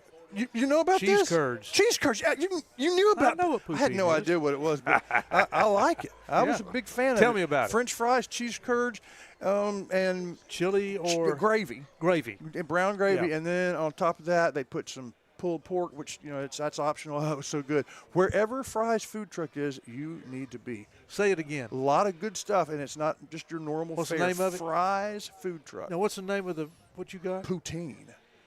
From Canada. I didn't know that. It's Canadian. It sounded French, so I guess it's French-Canadian. Yeah, that's pretty cool. Well, because it's pommes frites. Pommes frites. Yeah, pommes frites. Yeah. Pommes frites. That's them French fries. That's funny. We call them French fries. They call them earth apples. Okay. So, man, we talked that whole time out. We did. Sorry about okay. that. That's good. So the Riders are third down and 15. There's a snap. Cross back. Out of the shotgun. Scrambling. Now he wants to run. He Not runs gonna up make to it. the line. There's nowhere to go. He runs back like he's going to run. and then the defenders close on him, and they'll get him at the line of scrimmage. If he could have gotten through a hole, but they were able to bring a little pressure without opening a hole. So he got 2 or 3 yards. Yeah, he was surrounded, so he couldn't run to the sides, and so he did what he could, which is not nearly enough to extend the drive. 7:02 and the clock ticking. Rough Riders only down 1 touchdown, but 9 points. The Bulldogs have scored 3 touchdowns. 2 of them have ended with 2-point conversions. One of them was simply amazing. Yeah. So the punter standing at the 20-yard line, and the Riders on 4th down and about 13 will punt. Kind of a low snap. Punter has it. The Bulldogs rush it, but it was a short punt, and the Riders will down it just inside the 40-yard line. So that's where the Bulldogs will start with a good field length for them. And a flag back at the line of scrimmage with words between our guy who weighs about 160 and their guys who weighs about 360. And all right, let's check. And it's going to be called on center. So whatever that was, either center started it and got caught, or more likely retaliated and got caught. So that's not good, because that's kind of personal foul them about midfield. Yeah, that's going to put them across midfield, I'm afraid. So it is, because and just across, about a couple of yards across, because the Bulldogs had it at the 38-yard line, so it's going to be at the Rider 47 thereabouts, and that's where they're going to mark it. Yeah, that's pretty good. So the Bulldogs will start in Rider territory after a personal foul penalty, which is the 3rd penalty against the Riders. Yeah, and neither team penalized much, but Rough Riders have gotten the last bunches, and they've been very costly. 6.5 minutes to go here in the second quarter. Bulldogs lead 23-14. And a man in motion now to the from right to left, out of the shotgun. Surratt back, looking, scrambling back. Kind of a screen. It is a screen, and it's caught. First down, My 30, goodness. 25, 20, and he's going to scamper in the end zone. And to the corner, he had a defender to beat, but it's a touchdown Bulldogs. Yeah. Well, Shires, how about that screen? How about that for execution? 47-yard pass. Yeah. Shires is speechless. It's just, that was well done. Yes, it was well done. The screen worked just a textbook screen, and then it caught everybody off guard enough there wasn't anybody around to catch up to him. You know, you let the offensive lineman through, but in this particular case, all the receivers, the downfield defenders, were to the far side of the field on the Carthage sideline, so there was nobody left on the near side, and he just ran quickly unopposed. Yeah, the linebackers have to stop that. I mean, they weren't even in the. I was looking at the picture. Yeah. They weren't even in. I don't know where they were. Extra point's good, so it's now 30-14 as the Carthage Bulldogs do what they do. We'll be right back.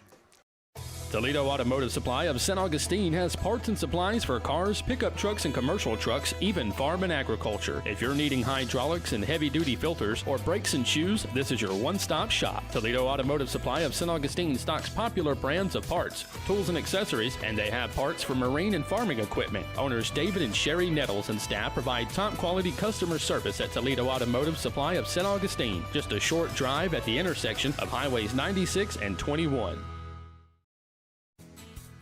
Are you looking for a residential, lake, commercial, acreage, farm, or ranch property? This is Alma James, part of the home team at Town & Country Real Estate, and we have over 50 years experience in selling beautiful East Texas and are now licensed in Louisiana. I would love to assist you with all of your real estate needs, so please call me at 936-488-9988 or come by 114 Nacogdoches Street on the square in downtown center. Hablo Español. All right, everybody, welcome back to the Shelby Savings Bank kickoff, and here we go. There's the kick. And it's going to kick it into the end zone. We're going to take it out again. Oh, and there's a good, that's good that he did it. Timothy Johnson comes out to the 30-yard line. There's the flag right at the end of the play. There you go. But Johnson is out to the 30 after taking it at the 5-yard line. And so, like Shire said, that's a good decision that time. But right at the end, the water penalty comes in. We'll check that flag. Block in the back. All right, so it's cost coming us back. 15 yards. Again, I think it's critical that the Rough Riders answer that score this time. And even though he didn't get but to the 30, that was 5 yards better. But like you said, Rob, if it goes in the end zone, you're not going to clip. But if it does, here you go, and something good might happen. But so many more bad things could happen. It's a pretty good gamble. Kick to the 3 if you can do it. And they have so far. And the kickoff return game has been definite a plus on the Carthage side, as Rough Riders just haven't been able to get that part going. There's some confusion as to where the ball should be placed. It's on the 20, which is not as bad as I was afraid it would be. First down for the Rough Riders. 6:04 to go here in the second quarter. The Bulldogs lead 30-14, and the Riders badly need a score here on this drive. Cross takes some steps back, and it looks like he's going to be sacked, and he is. Yeah. The Carthage defenders got back there ahead in a hurry, and then several of them came back to finish him off. Cash can break one. Yeah. And was almost out of it till the rest of his buddies showed up, but unfortunately it's at the 10-yard line. That's what the Bulldogs needed. Cash just couldn't. They had both of his legs trapped, and he couldn't move. A 10-yard loss at second down and 20. And the problem is he was inside the tackle box, so he couldn't just fling. Right. Yeah. All right. So on second and 20, the give is to Dixon. Dixon looking for some room. Has a little bit. Gets 4 yards, 5 yards. Okay, 5 yards. That would be a really good first down run. But on second and 20, not so much. Just down third down and 15. All we need is a 16-yard pass. That's all we need. Yeah. 15. We'll take 15. On third down from the 15-yard line. Got a man in motion, snap, back, cross, looking right, scrambling now. Got a man chasing him, another man chasing him, throw. Perfect. Lance Wilburn has it at the 30-yard line. Right at the first down mark. A 15-yard pass. Man, I wish you had on a microphone, Keaton. What you would say right now would be perfect. How beautiful that form on the pass was. It was a zipper, and it made the defender decide, am I going to go chase the quarterback or am I going to play coverage? All right. Riders snap the ball in a hurry, give it to Dixon, who has a 5, maybe 6.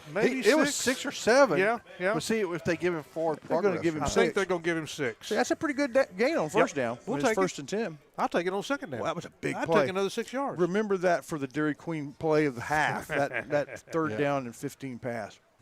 All right, snap again. Dixon goes right, comes left, has a first down, tripped up at the 45, or he may have had 5 or 10 more.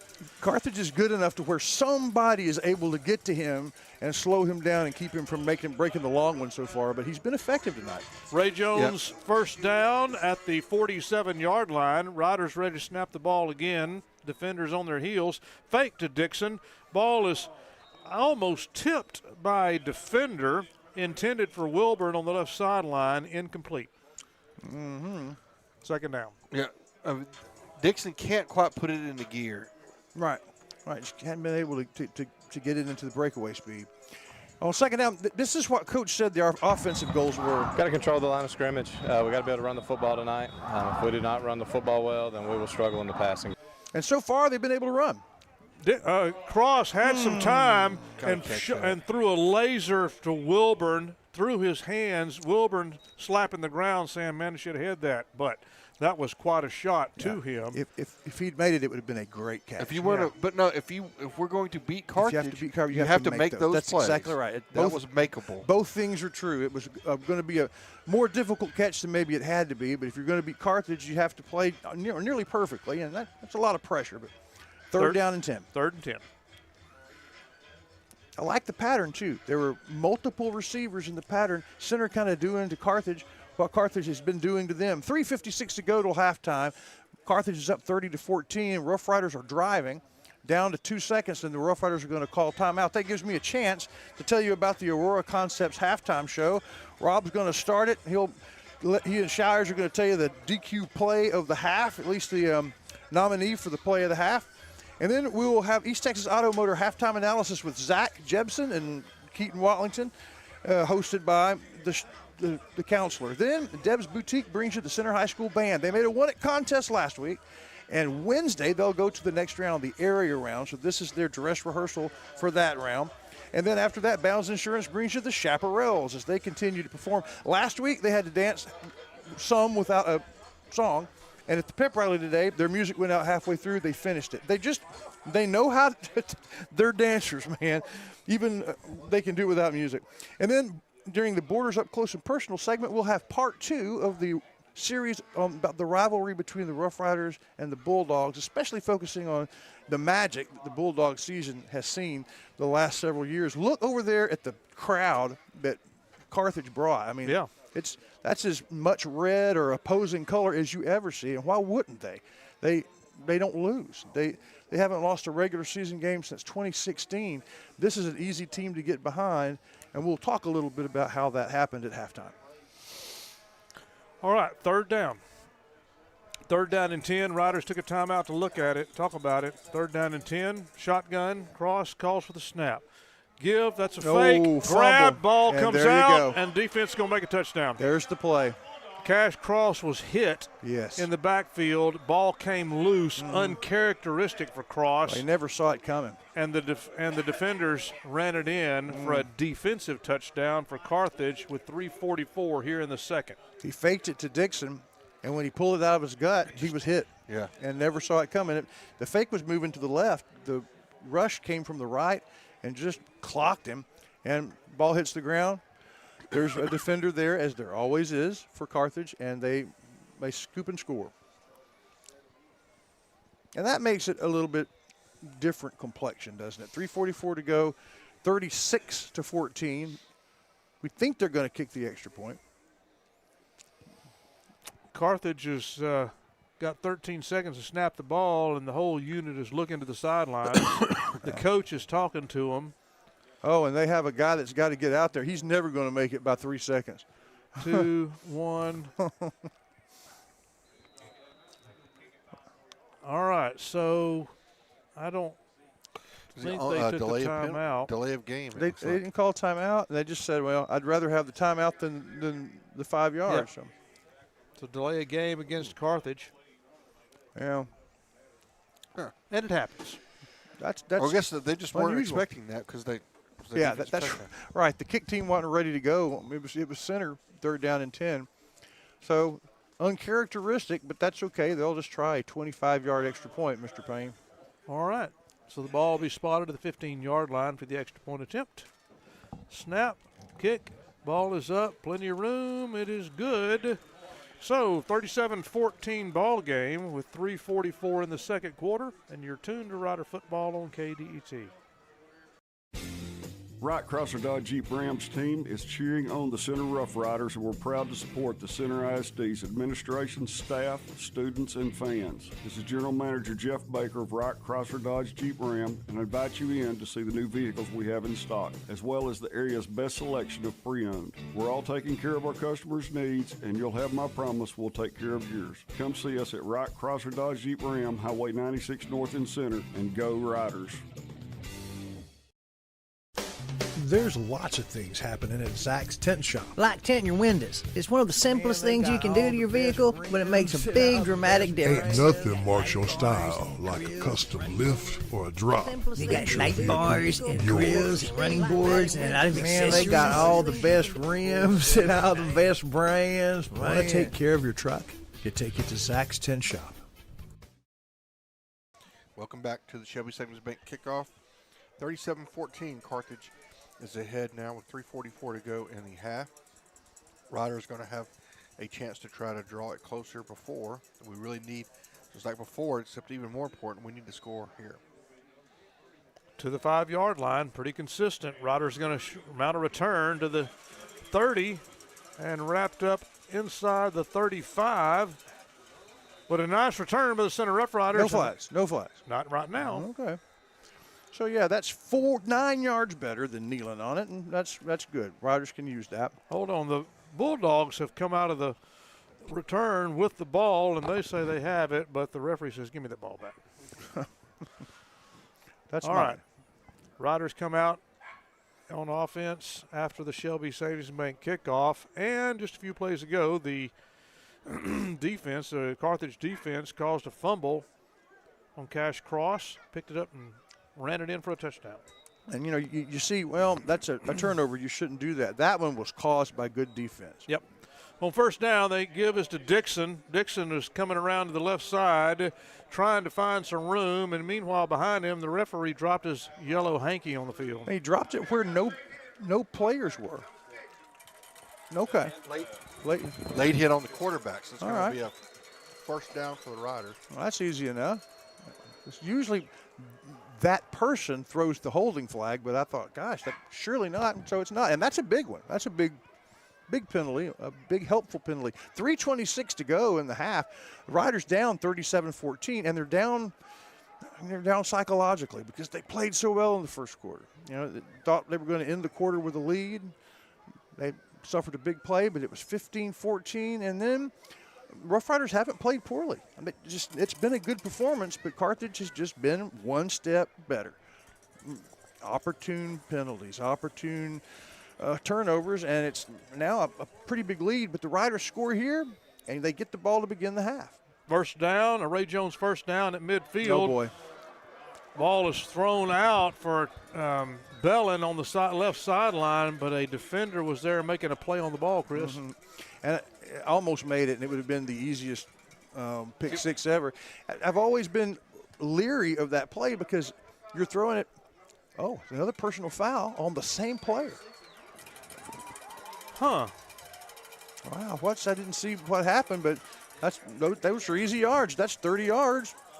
So 2 15-yard penalties in a row on the same player for the Bulldogs from the 135 to the other. And the center Rough Riders are 35 yards away from the end zone with the assistance of 2 personal foul penalties, and we sure don't want anybody to get hurt out here. No.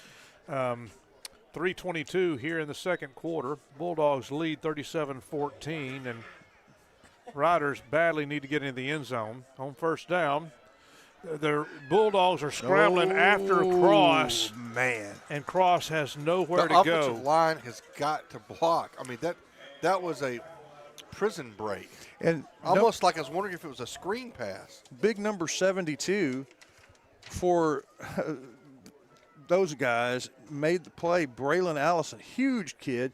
But because it was a jailbreak, Cash got in front of him. I thought he was gone, but big Braylon reached up and tackled him for no gain. Loss of 2. 2-yard loss. Yep, loss of 2, 2nd and 12. Cross, hands off to Dixon. There Dixon he has got some There he room, goes. and he's gone. There he goes. He's gone. Touchdown, Caden Dixon from the 35-yard line. And that lights the fans back up and gives some hope to the game. It does, and they're already ready for the extra point. And if they snap it, it's 2-point conversion. While Purple Rain plays, Center High School band getting ready so they can't play the fight. And it is, they're going to try to go for it. The swinging gate. They throw it to Dixon, and he's not going to make it. They were ready for that. Yep.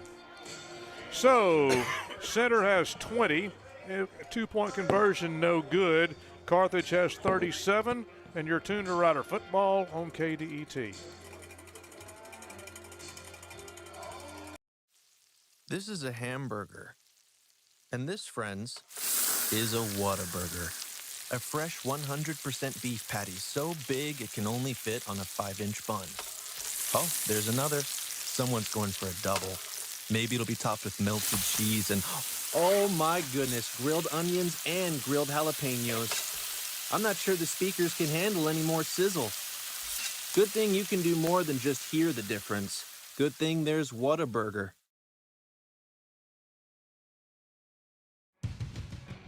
Rough Rider Football is brought to you in part by McAdams Propane Company. Gas up your engines with McAdams. Joe's Car Spa. With Joe's, clean is easy. Yard Birds, the finest barbecue right at the city limit sign on Tenaha Highway. And Sandy Cox State Farm. Like a good neighbor, Sandy Cox is there on Tenaha Street. Winning prize. Everybody, welcome back. Looking for my keyboard. We thought Washington gave it away. Clipboard. I wouldn't give away your keyboard, but I would give away your clipboard. That's right. And here's the kick. Shelby Savings Bank kickoff, end over end, and Bulldogs going to field it at the 8, up to 15, 20, 25. Oh, boy. 30, 35, They're 40. just better. And he's gone. Just better. He's gone. They so good at answering right back. I mean, that was a good punch in the face drive Rough Riders put on Carthage. 92-yard kickoff return for a touchdown. That's how they answer it. So, we've had offensive, special teams, defensive, and special team scores. First time all year that special teams has really been the bugaboo of the team. Looking promising, and then they come back and 43-20. All right, so the Carthage Bulldogs return the kickoff 92 yards for a score, and the return man just had some defenders there keeping people off of him. Extra point attempt is good. So we have a 44-20 ball game at 2:27 in the second quarter. You're tuned to Rider Football on KDET. Center Rough Rider football tonight brought to you in part by Covington Lumber Supply, 3 generations and still building strong. Ace Hardware, the place for hardware in East Texas. And Brookshire Brothers. They sold their first bag of groceries when the Rough Riders ran their first play, 102 years strong.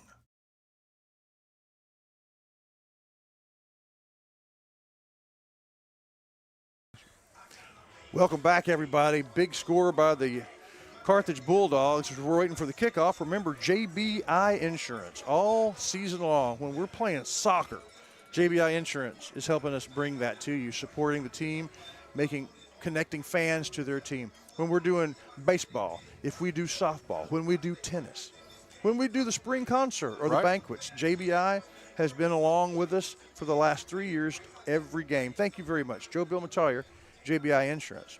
This thing was 15-14 at the end of the first quarter. That's right. It's 44-20 now.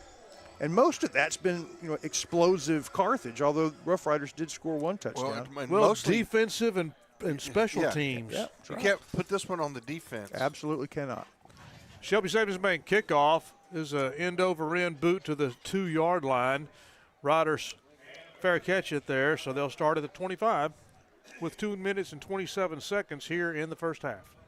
What's the rule on that? If it's fair catch, no time expires? Correct. Okay. So they'll start at the 25-yard line. How many timeouts does the center have? One timeout left. And plenty of Ray Jones first down possibilities to at least halt the clock for a moment.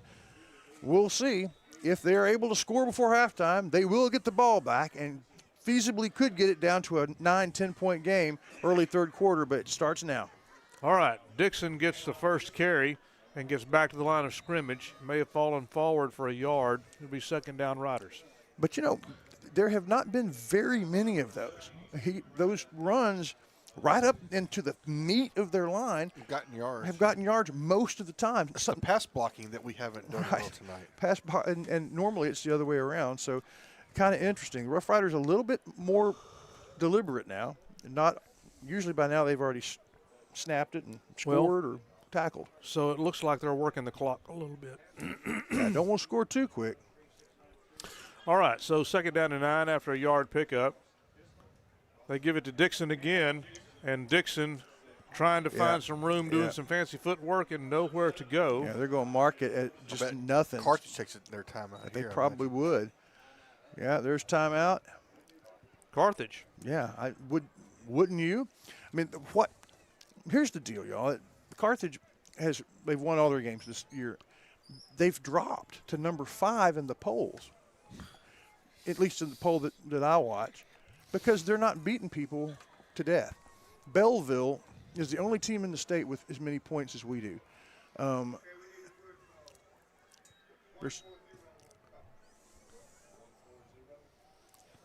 They're talking to the clock operator. Usually they score about 44 points and their opponent has about 20 or 26. Because I think what happens, I don't know this year, but Shires, usually what happens, don't they bring in the second team in the second half? Yes.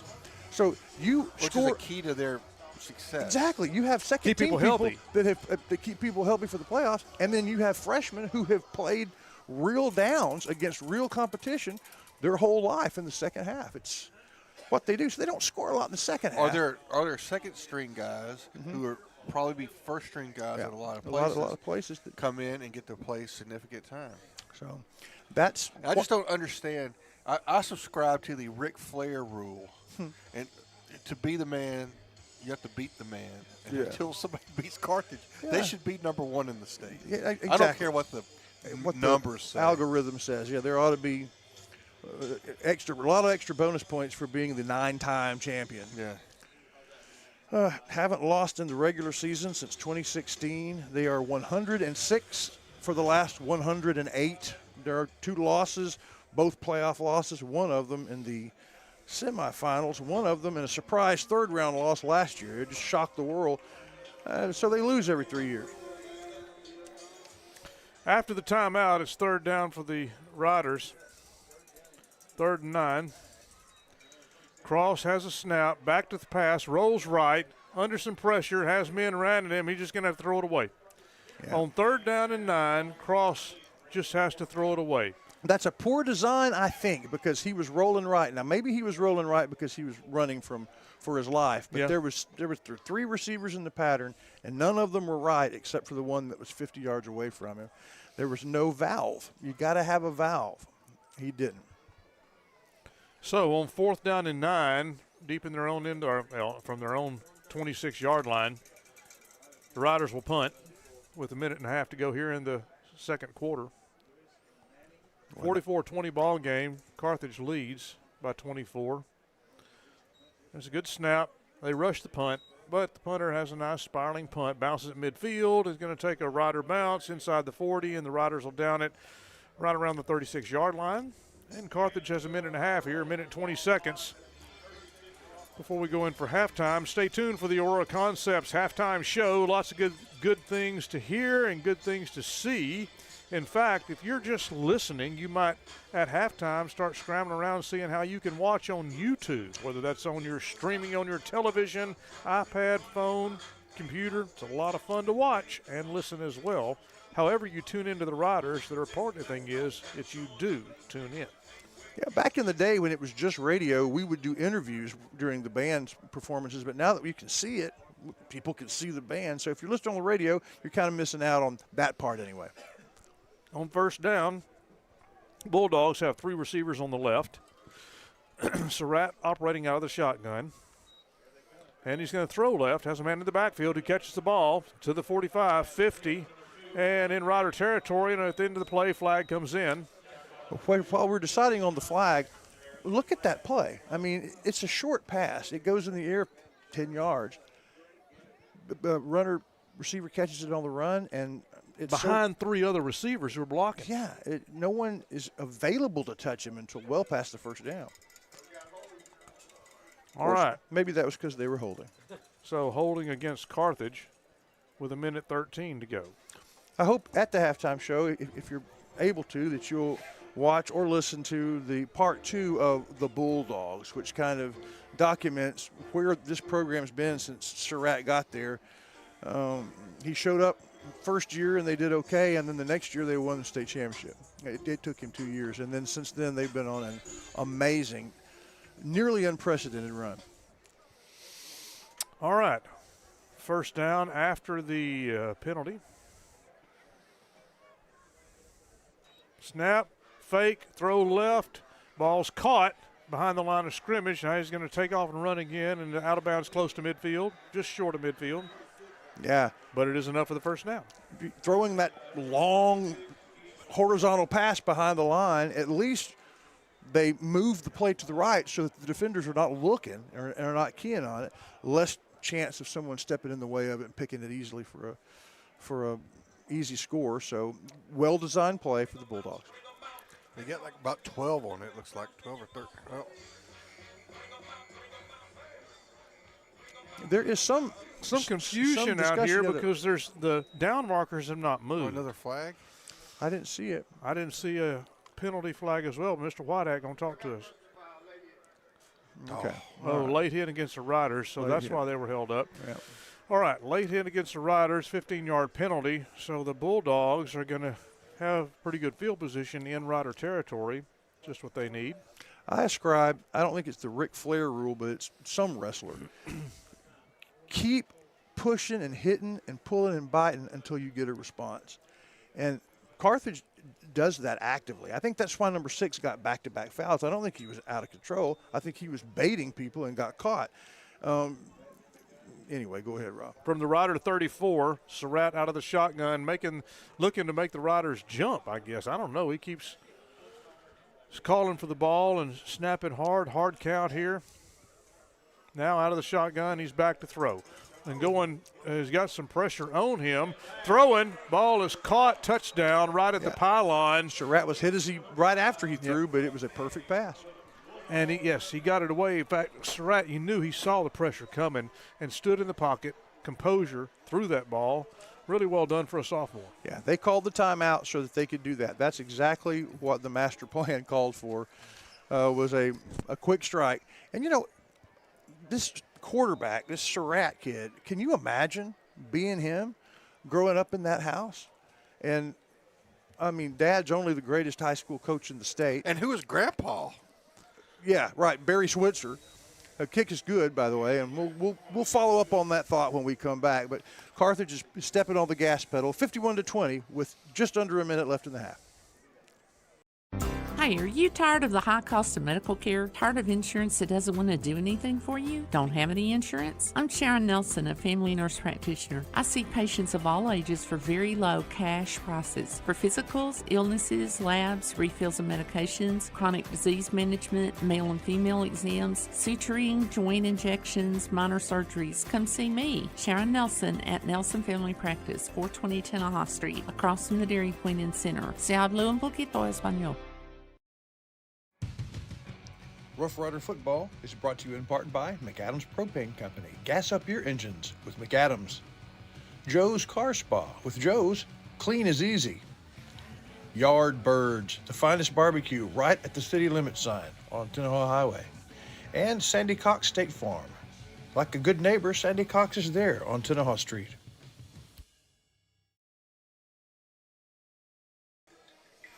Welcome back, everybody. It's 51-20.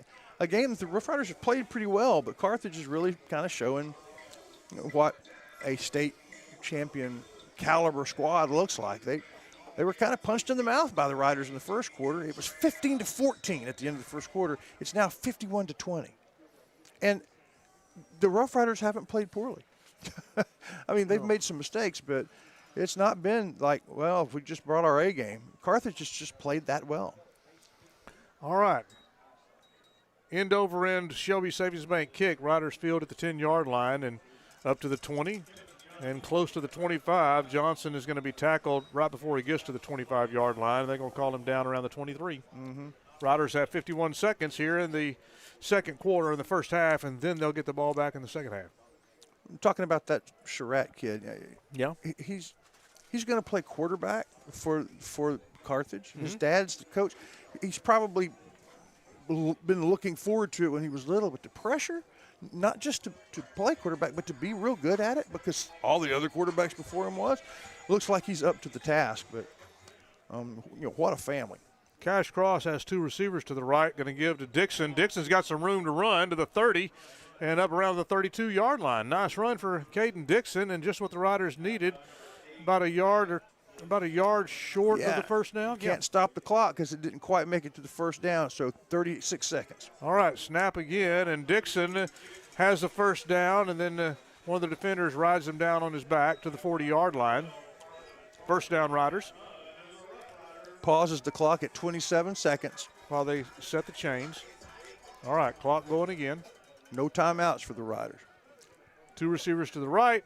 Cross gives to Dixon. Dixon pauses at the middle and then rolls left and scrambles and up to around the 48-yard line. It was a 9-yard run instead of a 10, so it doesn't stop the clock. The last timeout. I said center didn't have a timeout, but they call did. it. There was their last one.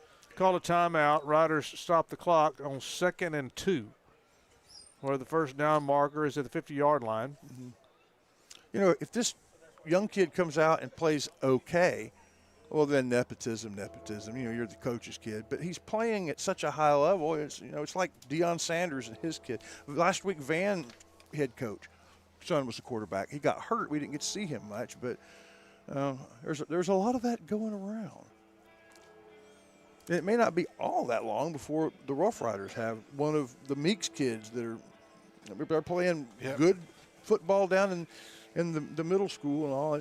They may be a varsity quarterback for the Rough Riders here soon. So the Riders call their final timeout. 2nd down and 2. I think they got about 2 plays, Rob. 1 or 2. Yeah, if they don't Just get a first depends. down, it'll just be 1. But Yeah. All right, here we go. 9 seconds to go here in the first half. Carthage leads 51-20. Riders trying to do something here. If you're going down the field, it may just be one shot.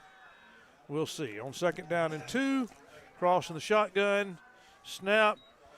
He's looking for some protection. He's got some, and he's going to haul off and throw it. So they're going to take a shot.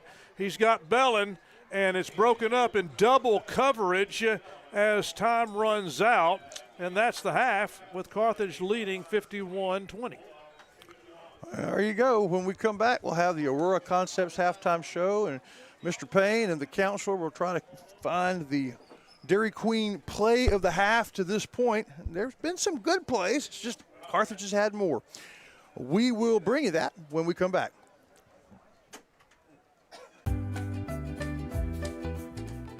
You know that Ace Hardware of East Texas is all the hardware you need, but there's a lot of other things they have too. Fun things for your camping trips.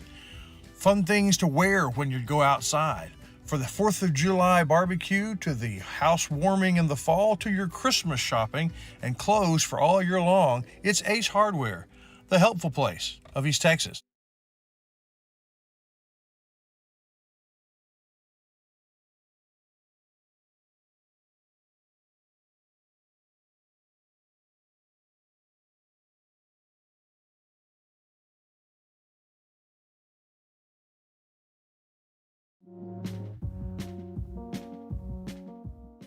The first half is over, so now it's time for the Aurora Concepts halftime show.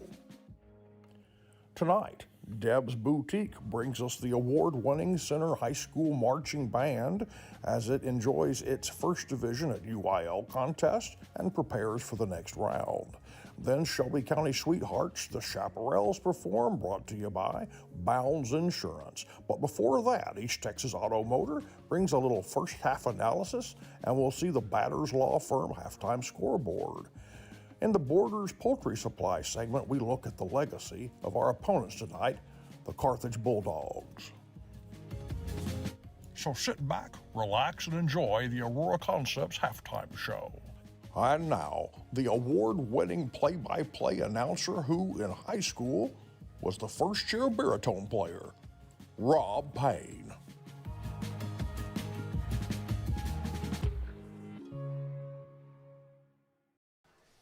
Welcome to the Aurora Concepts halftime show, ladies and gentlemen, where the Center Rough Riders trail the Bulldogs with a score of 51-20. Lots happening. Bulldogs in the first half of the game scored on offense, defense, and special teams, Mr. Shires. Yes. With a heck of a kickoff return. But we're really not here to talk about what Carthage has been doing, but we need to call the Dairy Queen play of the game for the first half for the Center Rough Riders. And what comes to mind for you, Mr. Shires?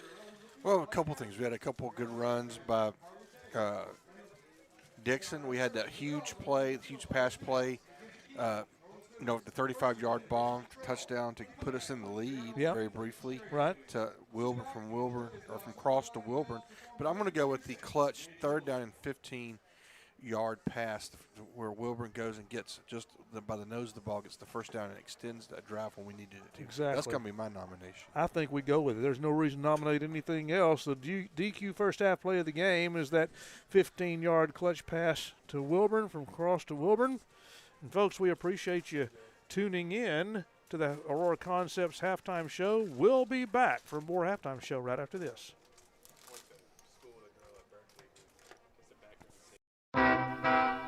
Aurora Concepts is a leader in primary care service with clinics in Center, Madisonville, Crockett, and a vaccination station in Huntsville. But it's the mobile unit that sets them apart. Dawn and her staff go all over Texas to provide necessary vaccines on site for schools and businesses across Texas. Want more information about the mobile unit? Call 936-598-3296. And remember the name, Aurora Concepts. Steve Tinkle at Center Tire Company knows time is money. And that's why when you pull into Center Tire Company, it's like a NASCAR pit stop. You tell them what you want, and they're on it fast. Whether you need a set of new tires for your car or truck, a flat fix, or just a tire rotation, you won't have to wait long at Center Tire Company. Name brand tires you know, hometown folks you trust. If it has tires, either they've got it or they can get it at Center Tire Company, 880 Hurst Street in Center.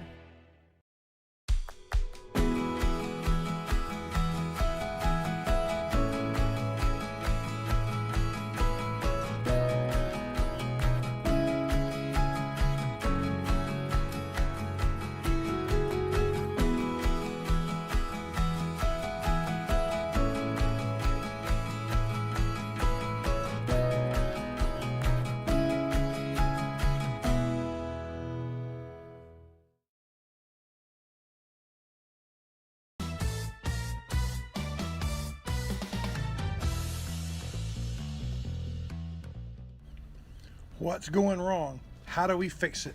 What's going right, and how do we tune that up? That's the question right now for the Rough Riders and their coaches, but when it's you and your car, it's a question for you and East Texas Auto. All right, everybody, it's time for the East Texas Automotor halftime analysis. I'll turn it over to Keaton and Zach for their thoughts. How's it going? So, my name's Keaton Wallington. I'm joined with my friend and roommate, Zach Jebson. Say hi, Zach. Hello. We're going to do a little bit of halftime analysis for you. I'm going to let Zach start. You're doing the offense, you said? Yes. So, in terms of offense, center has been a very interesting game.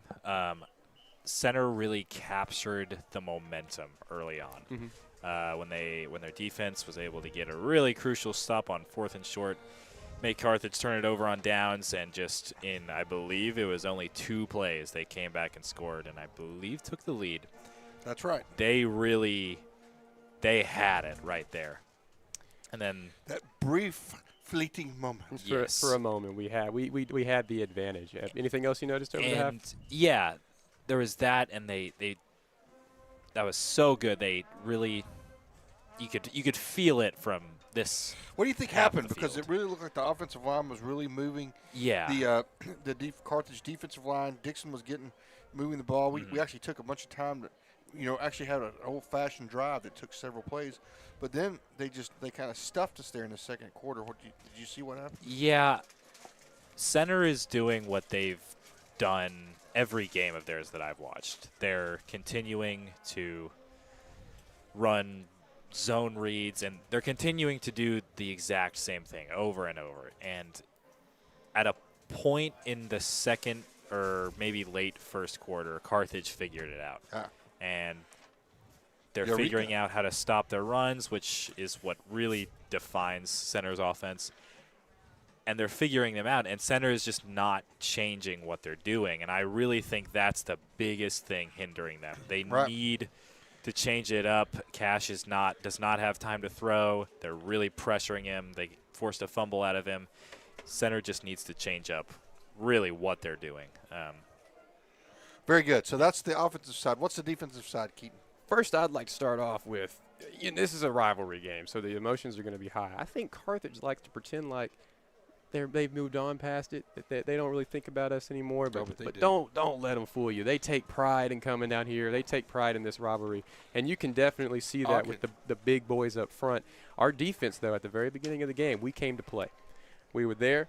We were ready to fight. We were energy for energy, step for step with them for the first quarter of play. And then as it usually goes, you start to see the gaps. You start to see the flaws. I think the first quarter, the Rough Riders on defense had that big, massive stop. It was great. It was great for going forward. Yeah, huge. And then second quarter comes around. You start getting into the next leg of the marathon. Football game is like a marathon. You have to be able to pace yourself. You have to be able to keep your level of play up for a very long time. We started step for step. Now we're slowing back down a little bit. And I don't know if that's just maybe the edge is gone. Maybe it's that the mindset's not quite there. Maybe the Carthage football team has a little bit more experience.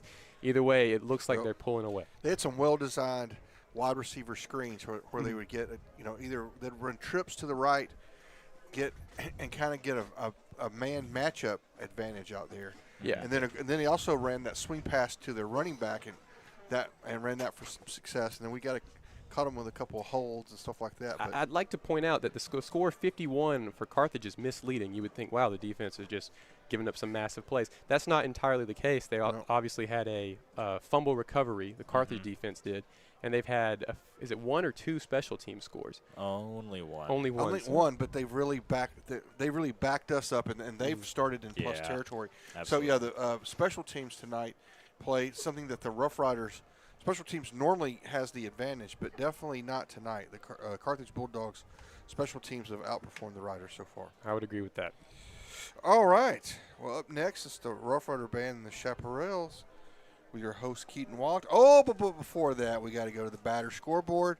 So if your case matters, it's batters. Keaton Wallington, what you got on the scoreboard? Well, I got a lot of different scores for you. I'd like to start with the score for the Center Rough Riders right now, 51-20 in favor of the Carthage Bulldogs. Let me refresh my app. My internet is not going. It's not doing me right now. Huh. Yeah. All right. So fourth quarter, San Augustine versus Shelbyville. Score 21-12 in favor of the San Augustine Wolves. The Timpson Bears are beating the Joaquin Rams. Like I said, mauling them. Score 62-0. Garrison Bulldogs over Grapeland, 55-0. Now let's get into some games that matter as far as the Center Rough Riders for the future. The Brownsboro Bears and the Canton Eagles at halftime locked at 7-all. The Bullard Panthers and the Rusk Eagles. Bullard leads 14-0 at the beginning of the third quarter over the Rusk Eagles. Some games of note: Beckville is leading Frankston 40-14. And the Hampshire Finette Longhorns are down against the Silsbee Tigers to a score of 0-14. So that's the batter scoreboard for you there. You can take it from now. Now, up next, the Rough Rider Band and Chaparrals with your host, Keaton Wallington, That's to me. provide excellent play-by-play coverage of what the band is doing. We'll talk about how the band performed at contest and as they get ready to go to the next level. And that's what's going on here on the Aurora Concepts halftime show as it continues on. We take our cars for granted, but what happens when they won't start, or they won't run, or they won't turn off, or you get the lights on the dash that say something's wrong and you don't know what to do with it? East Texas Auto Care. It's on Tenaha Highway as you leave town on the left, and they can take care of everything. The trained technicians understand the complicated electronics as well as the engine itself. The Mendoza family would love to take care of you and your vehicle at East Texas Auto.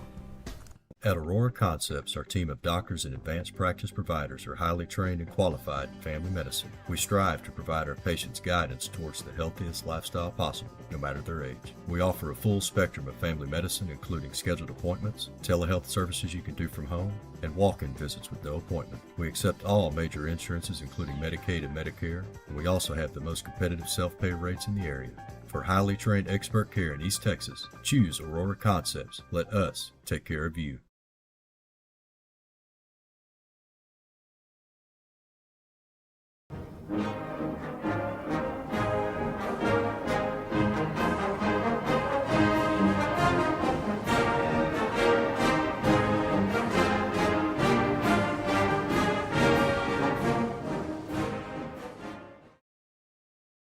All right, everybody, we're going to go to camera 2 there, and we're going to see the Center Rough Rider Band. I'm going to turn it over to Keaton Wallington for some play-by-play of the band. And, of course, they had a successful weekend last Saturday, correct? Last Saturday I was there doing my due diligence as the play-by-play guy for the band. I watched the drill. The drill was very good. That was a Division I at contest. This is new for military marching bands in the last couple of years. They also get to progress just like the football team. They essentially won at district. So now they go to area and they have their chance to again do the drill and maybe even take it all the way to state. That's something that I didn't have in high school. I would have been so excited to get that opportunity. So this is an opportunity to stay fresh, keep the pressure up. It's very, you can practice all you want, but you only have a few opportunities to really perform in front of a very large crowd. And that's the stakes. That's stakes, that's pressure, and that's what you want to have if you're in the band. So we'll let them finish introducing the band, and then we'll bring you play-by-play as it occurs. Of the UIL State Marching Band Championships.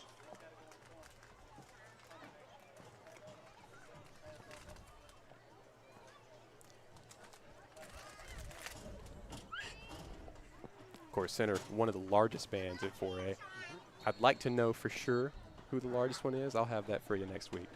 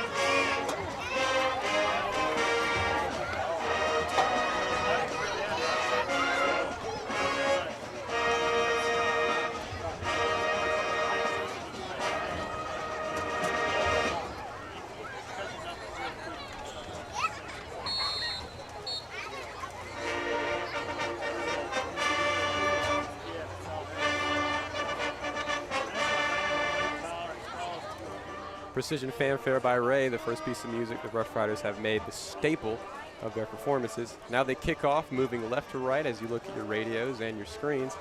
Something to be watching right now is everyone in step and is everybody in line?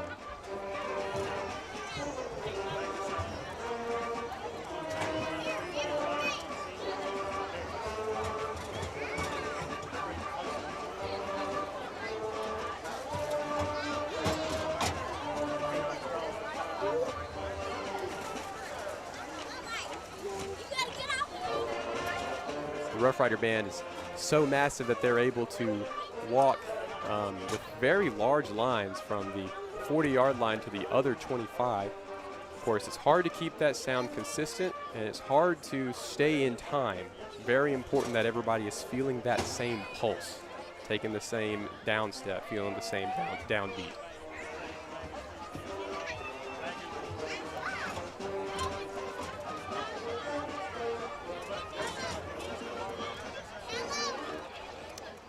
Now we'll go into the trio. I've said this a couple of weeks, but it's good to re-say it for anybody who hasn't heard this. Marching drills are comprised of a couple of marches. You usually have two set pieces, basically. They're really large patterns that the entire band creates. This is the first one, the infinity sign, or if you're standing at the end zone, a really, really big 8.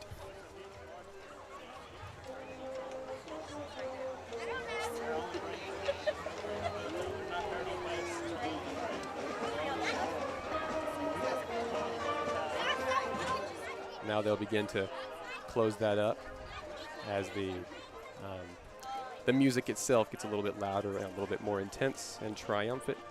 And we'll move on to the next set piece. We'll see how they get there as well.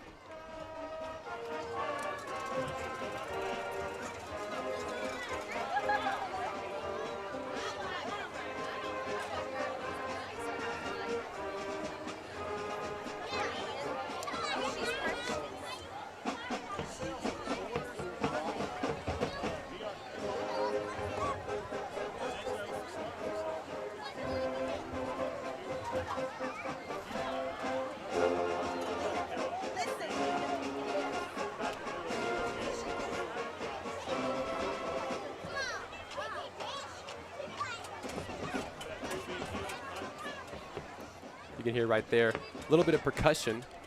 That's done to make sure everybody starts at the same time. Say you're not at the right part of the field to start this big, massive new thing. You need a couple of beats. Fun thing about that, usually student written.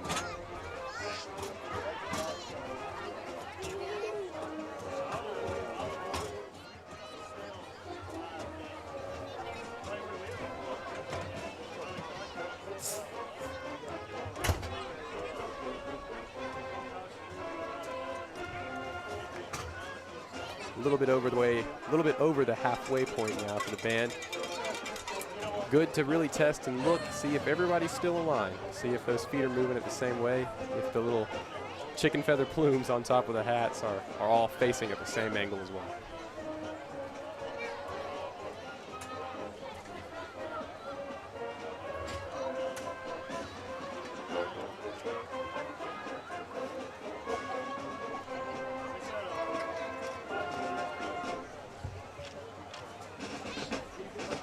little bit more cadence by the drummers.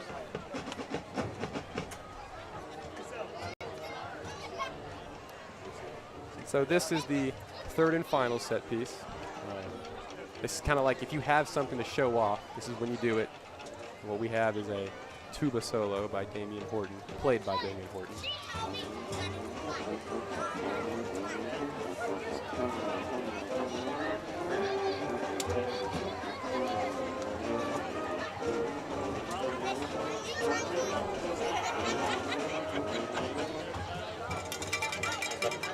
Impressive thing about that tuba solo is usually played by a piccolo player or a clarinet player or somebody who, an instrument that is used to having to play fast. Tuba, not so much, so even more impressive that he's able to pull it off.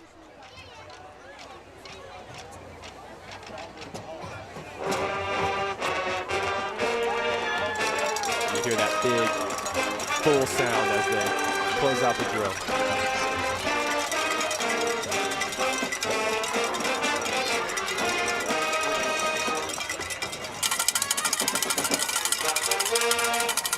Ladies and gentlemen, the Center High School Band, pride of Shelby County.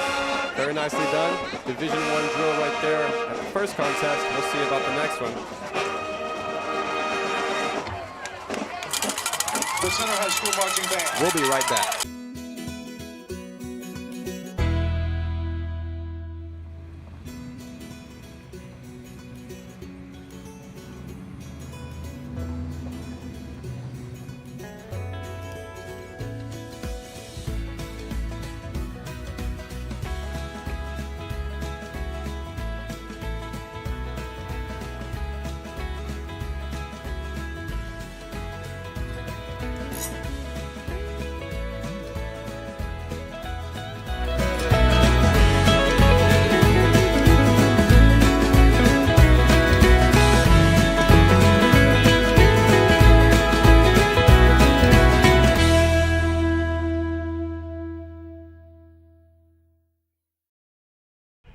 Bulletin, bulletin, bulletin. Bulletin, bulletin, bulletin. Bounds Insurance and Center. Protecting families and institutions for more than 50 years. Now, Buster and Carolyn and the staff are proud to bring you Shelby County Sweethearts, the Center High School Chaparrals. The Bounds family has several generations of students involved with the Chaparrals, including this year's captain. Bulletin, bulletin, bulletin. When it's time for quality insurance or the Center Chaparrals, it's Bounds Insurance and Center. All right, folks, it's the Sweethearts of Shelby County, the Center High School Chaparrals performing this evening.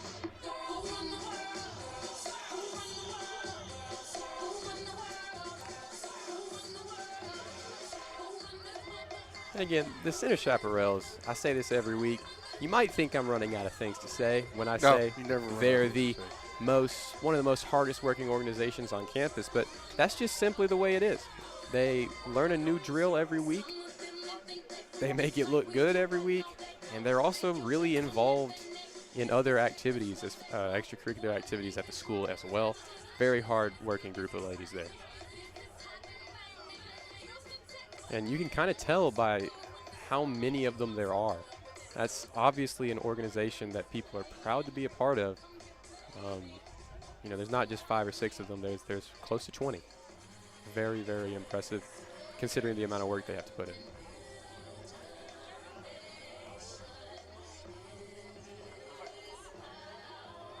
Looks like the captain lost her hat. Yeah, but hey, this adds to the character.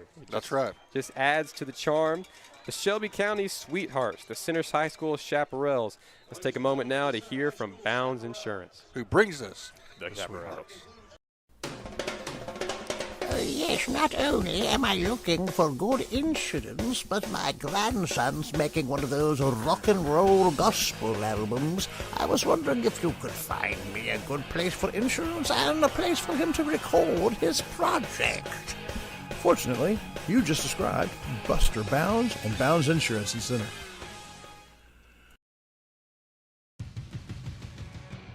Center Rough Rider football tonight brought to you in part by Covington Lumber Supply, 3 generations and still building strong. Ace Hardware, the place for hardware in East Texas. And Brookshire Brothers. They sold their first bag of groceries when the Rough Riders ran their first play, 102 years strong. Go. Welcome back, everyone. Tonight in Borders Poultry Supply's Up Close and Personal segment, we're going to take a moment to see part 2 of the Watlington Shire series, The Bulldogs. You have that ready to play? We're ready to go. Here Cue it her is. up. Part 2.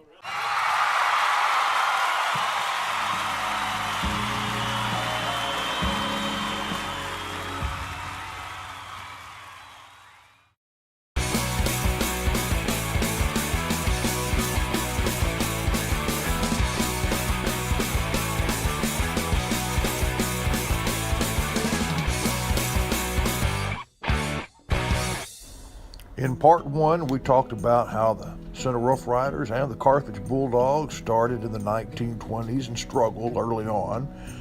And then the Rough Riders had success first. And then it was Carthage's turn, as their team in the 1970s made it as far as the quarterfinals. And then under the same coach in the 80s made it to the semifinals. And then in the late 90s all the way to the final game. But in 2007, Carthage's program took off. No longer in the same stratosphere as the Rough Riders, or really anyone in the area.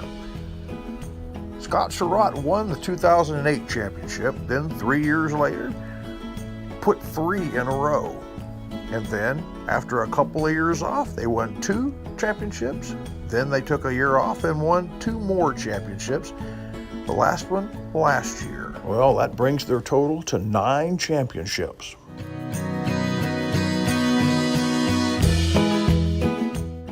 If he wasn't royalty enough, he married into college football royalty the daughter of Barry Switzer of the Oklahoma Sooners. Remember, he also took a turn as America's coach? Well, Surratt was Texas's coach. The last 14 years, he's made a living at AT&T Stadium. More championships than the Cowboys have playoff games. 20 years. So maybe history is their motivator. Surratt has won 9 championships since '08. This year they're 8-0.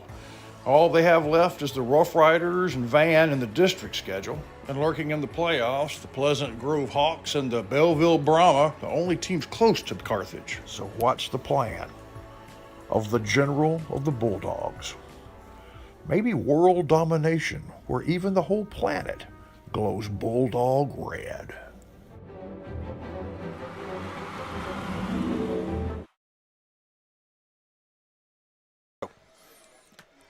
Welcome back, ladies and gentlemen. Here we are in the ending moments of the halftime show. We'd like to thank our halftime sponsors, Whataburger, Batter's Sign Shop, Bounds Insurance, Deb's Boutique, East Texas Auto Motor, and Aurora Concepts. Appreciate Keaton Watlington, our halftime host. That concludes the Aurora Concepts halftime show. We'll be right back with the second half. When you need supplies for your poultry farm, remember Borders Poultry Supply on Highway 87 South here in Center. The folks at Borders Poultry are ready to help you with parts for your brooders, chore time and rock cell feeders, and new drinker systems. Do you need a new incinerator? Are you ready for a new litter barn or compost shed? Do you need some updates on your poultry farm? Call 598-6297. Borders Poultry Supply, builders of quality poultry houses. You've been watching the halftime show brought to you by Aurora Concepts, a regional leader in medical testing, in vaccinations, and in sports physicals. Their mobile unit brings those physicals and vaccines to schools all over the state of Texas. Also, Borders Poultry Supply brought us up close and personal with a halftime performer. Deb's Boutique brought us the band, Bounds Insurance, the Chaparrals, and East Texas Auto Motor our halftime analysis. We hope you enjoyed the halftime show. The second half is coming up.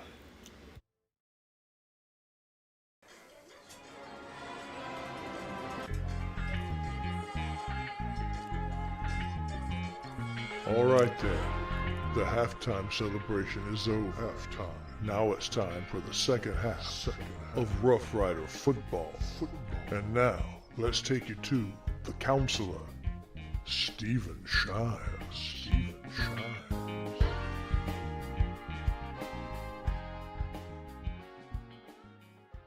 All right, everybody, get ready for the CLB Savings Bank kickoff to start in the second half. While we're doing that, let's do our Ray Jones keys. What are they, man? Let's pretend like it's 0-0 to come out. Right. Get a couple scores. First of all, go down and score a touchdown here, and then get a couple stops, and then try to see if we can't get back into the ball game. Win the second half. See if it's enough to win the game. Win the second half. So Carthage kicks off to the Riders. Shelby Savings Bank kickoff from left to right. Riders take it at the 5 and mounting a kind of nice return. Yeah, Gets out of bounds between the 35 and 40. He got to about the 25 and then ran all the way to the far side, and I didn't think he'd get around the corner, but he kind of did. Got another 8 yards. Going to be a good start. Ball on the 34-yard line as we begin the second half. All right. 51-20. The Bulldogs lead the Riders, and the Riders start with the ball here in the second half. Just need a solid drive that ends in like we had in the first quarter. Yeah. A solid drive. I'm for that. Yep. Hey, the Astros came back and won tonight. Yeah, that's true. Right. When it looked all was lost. All right, so handoff, 1st and 10. Riders have an inspired 9-10-yard run, and running the ball for the Riders, number 16, just trying something different. Jacaden Rogers there, a junior for the Center Rough Riders. Speedy one. And handoff real quick again, this time on 1st down. The Bulldogs hit them at the line of scrimmage and force them back. Okay. I thought he got more than that, but it was maybe a yard. Yep. 1 yard. You used the misdirection. Caden didn't get the ball. They were keying on him. Got a good 9-yard gain. Now maybe that element of surprise is gone, but it's okay. We snuck him in there. So looks like we're going to take a timeout on the field. Do we need to do some business, or shall we go hear from a couple of sponsors? Let's hear from some sponsors. Well, that sounds good to me. You know who we need to hear from? We need to hear from the sign shop. Yeah, let's do that. What is the best way to communicate to the people that you want to communicate to? You put a sign in your yard. It says, vote for me or vote for my friend. It says, congratulations. It says, happy birthday. It can even say, I love you. For the most important messages, it's the sign shop. Find them on Cascade Drive, the sign shop, Center, Texas. Well, Wellington, that sounded suspiciously like ELO, but it was really not, right? Okay, right. So for YouTube folks, that was not ELO. Leo. That was Leo. Yeah. 2nd down and 9 for the Center Rough Riders. And we've got number 5, Edwards in the backfield, as well as Dixon. And Dixon gets the carry. Oh, there's a crease. Oh, yeah. To the 50-yard line and a little bit more. So what y'all were saying, so they were keying on Dixon, and so we gave the ball to somebody else, a little misdirection that time. We gave it to Dixon, kind of do a little change it up. Looks like at halftime the Riders made some adjustments because Edwards is now in the backfield with Dixon. And we've got a 3rd down and 3. Dixon gets a carry again, and Dixon going to be to the 45-yard line for a 1st down. It's long. When he gets that kind of head start, as long as no one is in the backfield, if he gets to the line of scrimmage, he's going to get 2 yards. So with this that kind of speed. Similar to our first drive. Yeah, so far. And who is number 5? Edwards, DeCalvin Edwards. DeCalvin Edwards made a good block on the defensive end to make that happen. 1st down, Riders. That's a Ray Jones 1st down. And Cross back to throw now, and it's a pass to the sidelines. Either it's just left his hand wrong, or the receiver wasn't. It was a lack of communication because that was supposed to be a comebacker, and Wilburn didn't come back. Or it was supposed to be a go route, and quarterback didn't know, one or the other. 2nd down and 10. Edwards and Dixon in the backfield. Dixon with the carry, wrapped up as he hits the line of scrimmage, and he carries everybody a couple of yards. Yeah, he got hit as he's making his cut, and not really hit, grabbed. And so when he doesn't have a lot of momentum, they grab him right in the fulcrum, and there's not a whole lot to be done. 2-yard pickup, 3rd and 8. 3rd and 8, big 3rd down in Bulldog territory. Dixon gets the carry, and he's not going anywhere on that one, maybe a yard. Yeah, but on 3rd down, the Riders needed more than that on a really nice drive. And it's a district game. You got to go for it. And I'm sure they were thinking, well, we'll get 3 or 4. But now it's 4th and a full 8. That's advantage defense. Set it up. All right, so ball on the 41-yard line, 4th down and 8 on Dixon's last carry. It was nowhere to go. The Riders came out mixing it up a little bit with 2 backs, and now the Riders putting more receivers in the game. Dixon, the lone back, on 4th down and in 41-yard line. Fake to Dixon. Cross is under some pressure, and you got to try to go somewhere, and the defense closes on him, and the Riders will turn it over on downs. Nowhere for him to throw, nowhere for him to run, and that's been really true for Cross starting at about 4 minutes to go in the half last week. Mr. Shires, he was running free for the first 6.5 games, and then those holes closed last week against Van, and they have been there very seldom against Carthage. They really have schemed well against the quarterback run. Well, the way it works tonight, if we don't get good yardage on 1st down, and so that miscue or miscommunication between Cash and Wilburn, put us in long, and then they stack us up on 2nd down. And what do? We've got to get positive, good yards on 1st down. Has been the key to these drives this evening. From the 42, 43-yard line, 1st down for the Bulldogs as they take over on downs from the Riders.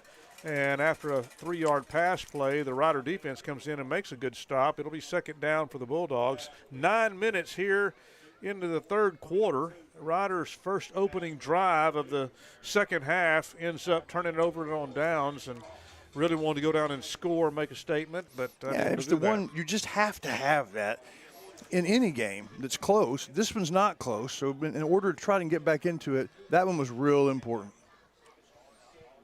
2nd down and 7 for the Bulldogs, still in their own territory.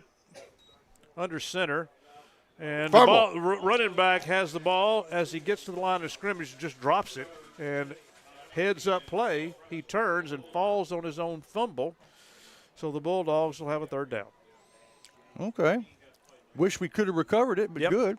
Yep. And I didn't see it, Rob. Was the fumble just came out? Just wasn't just caused didn't have by the it. defense? I think right after it, he never had a good grasp of it after the exchange. Yeah, that's right. No, it was not a hit. There was nobody. It was just weird. I mean, it's like he just tried to dribble it. Because it looked like he had it and was trying to get through the hole. But anyway, so no gain. 3rd down and 7. Out of the shotgun, and a handoff right up the middle, and they push the pile, and it's enough for the 1st down to the Rider 45. Had him stopped. We had him stopped at about 4 yards, and he just got pushed through it. Now, y'all were talking, a lot of times Carthage in the 2nd half will have a different group of players, but Surratt still at quarterback. In fact, looks like the first team is still in. That's the script. You come in for the first play series of the 3rd quarter, and then you're done. All right. And you look at the score and see if you can be done. And especially if they score here. Right. All right, so the Bulldogs have the ball at the Rider 45, 1st down. Out of the shotgun, 3 receivers to the right. Got some time. Pocket is crumbling. Now he throws. He's under pressure. Cody Atkinson is chasing the quarterback down, and he has to throw it out a little before he wants to on the run, and it's incomplete.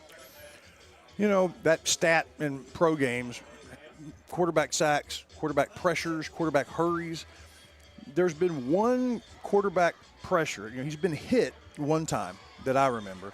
He's been pressured and hurried several times, but there's so many different options, at least usually, for him to go to. He's usually able to get rid of it. 2nd down and 10. Under center. Back, pitch out, coming left, running back on the left corner. And as somebody grabs him by the ankle, he leaps forward and has a nice, ended up with a nice gain, like 3rd down and 1. Yeah, 9 athletic. yards. That could have easily been, 3rd down and 4, but you're right. He leapt and extended for almost the first down. 3rd down and 1, ball on the 36. Let me tell you something. We appreciate Forge, the gym on the square that helps all of Shelby County get in shape and get ready, get in game shape like the Rough Riders do with Forge Gym on the square, Danbert Column. 3rd down and 1 from the 36-yard line. And back wants to throw. Surratt wants to haul out and throw. and is throwing to a spot and hoping the receiver gets there at the corner of the end zone, and it's incomplete, 4th down. Yeah, nice little fake razzle-dazzle, fake the reverse, fake the double reverse, and then threw it to the corner of the end zone. And you're right, Rob. Good coverage by the Riders. It would have had to have been a perfect throw, 45 yards in the air, and it wasn't. First unit facing 4th and 1 now. We stopped them once in the first quarter with the 4th and 1. That's right. So the Bulldogs have done a good job running the ball tonight, but the Riders have shown, the Rider defense have shown the ability to stop what they needed to. Let's see what happens here. 4th down and 1. Maybe the crowd can get into it. Carthage is going to call timeout. It's important to them. They want to score here. Pull the first stringers. We'll take a break as well, Mr. Shires. The score is precarious. 51-20, Carthage driving, 4th and 1. We'll be back. So, Billy Don, tell us about Brookshire Brothers. Well, they got just about everything. Got good produce section, a fine meat market, and oh, that chicken. Winner, chicken dinner. And the pharmacist is great, and the people there make it worthwhile. They always got specials if you pay attention, and that manager, he's a nice fella. And the thing is, you can shop at Brookshire's day or night. A lot more night after daylight savings. Brookshire Brothers Center. This is a Whataburger table tent. An orange and white trophy for your made-to-order burger. It means we cook your meal up fresh. All right, so we're going to interrupt the Whataburgers because we're going to start. It's 4th and 1. Got to interrupt the burger. All right, 4th and 1 defense. All right, folks, 4th and 1. You folks at home, you got to pull for the defense now. Here we go. Under center, there's a snap. Pitch back, run. First down. 25, 20, 15, 10, 5, touchdown. Touchdown Bulldogs from the 36-yard line. Yeah, they came up to make the initial stop, and once he got through, that first wave, he was off to the races. That guy is fast, y'all. That's a sophomore, Kelvin Edwards, and he's as fast as anybody on our team and short, so his steps were really real shifty, and we just couldn't get our hands on him. And that was a 4th down and 1 that went for a touchdown. All right, here in the third quarter, the extra point attempt is up and it's good. So that's 58-20 with 6:11 on the clock here in the third. And you're tuned to Rider Football on KDT. You know that Ace Hardware of East Texas is all the hardware you need, but there's a lot of other things they have too. Fun things for your camping trips. Fun things to wear when you go outside. For the 4th of July barbecue, to the housewarming in the fall, to your Christmas shopping and clothes for all year long, it's Ace Hardware, the helpful place of East Texas. All right, here's the kickoff, folks, and we're going to take it again. Oh, hey, he got through. Good return by Johnson. He got to those of you on radio, he did what he's done all game. He got to the 25 and waited, but instead of getting hit, he got a block, got through, and then he was off to the races. A couple of the Bulldogs had an angle on him, but didn't catch him until midfield. So the Rough Riders have, well, actually across midfield. A nice special teams play by the center Rough Riders and a really nice kickoff return. And the Riders start with a relatively short field at the Bulldogs' 47-yard line, 1st and 10, crossing shotgun, hands off Dixon. Dixon right to the coming right corner. Now he's grabbed from behind as he's trying to turn his corner at the 45-yard line. Hog-tied. That looked like a rodeo. Yeah, it's a 2-yard pickup. Caught him from behind, literally hog-tied him. And impressive that he was able to do that because few people catch him from behind. 2 receivers split out wide on the left-hand side. Dixon in the backfield. And the give is to Dixon. Dixon powers through inside the 45-yard line. Gets a couple more. Yeah. Yeah, they're going to mark him at the 43-yard line. When that sign moves, it's going to be 3rd down and 6. Yep. All right. Cross back now, looking to pass under some pressure. The defense is coming on him and sack. They're going to sack him. Well, I don't know. Is that considered a sack because he got across the line of scrimmage? He's going to get a half yard. Yeah. But, I mean, all year he has scrambled and made things happen. And I'm not talking about a half yard. I'm talking about 10 yards, 30 yards, touchdown runs. Right. Those things you kind of hope, make him scramble. And so with 4th and a heavy 5, they're bringing in the punt unit.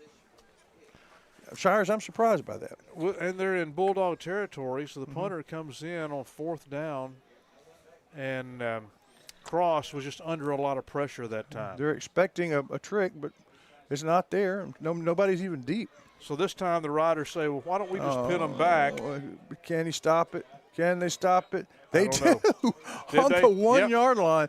That's what they wanted to do. That may end up being the play of the game. Yeah. Well, let's remember that, because the Riders wanted to do something. If you're going to punt at that position, you're saying, look, we're going to put the defense in and see if we can't hold them and then have a short field. That's as good as you can play that. And, I mean, it may not matter when you're down 58-20. You know, you don't want to celebrate the excellence of a punt, but that was as good as you can do.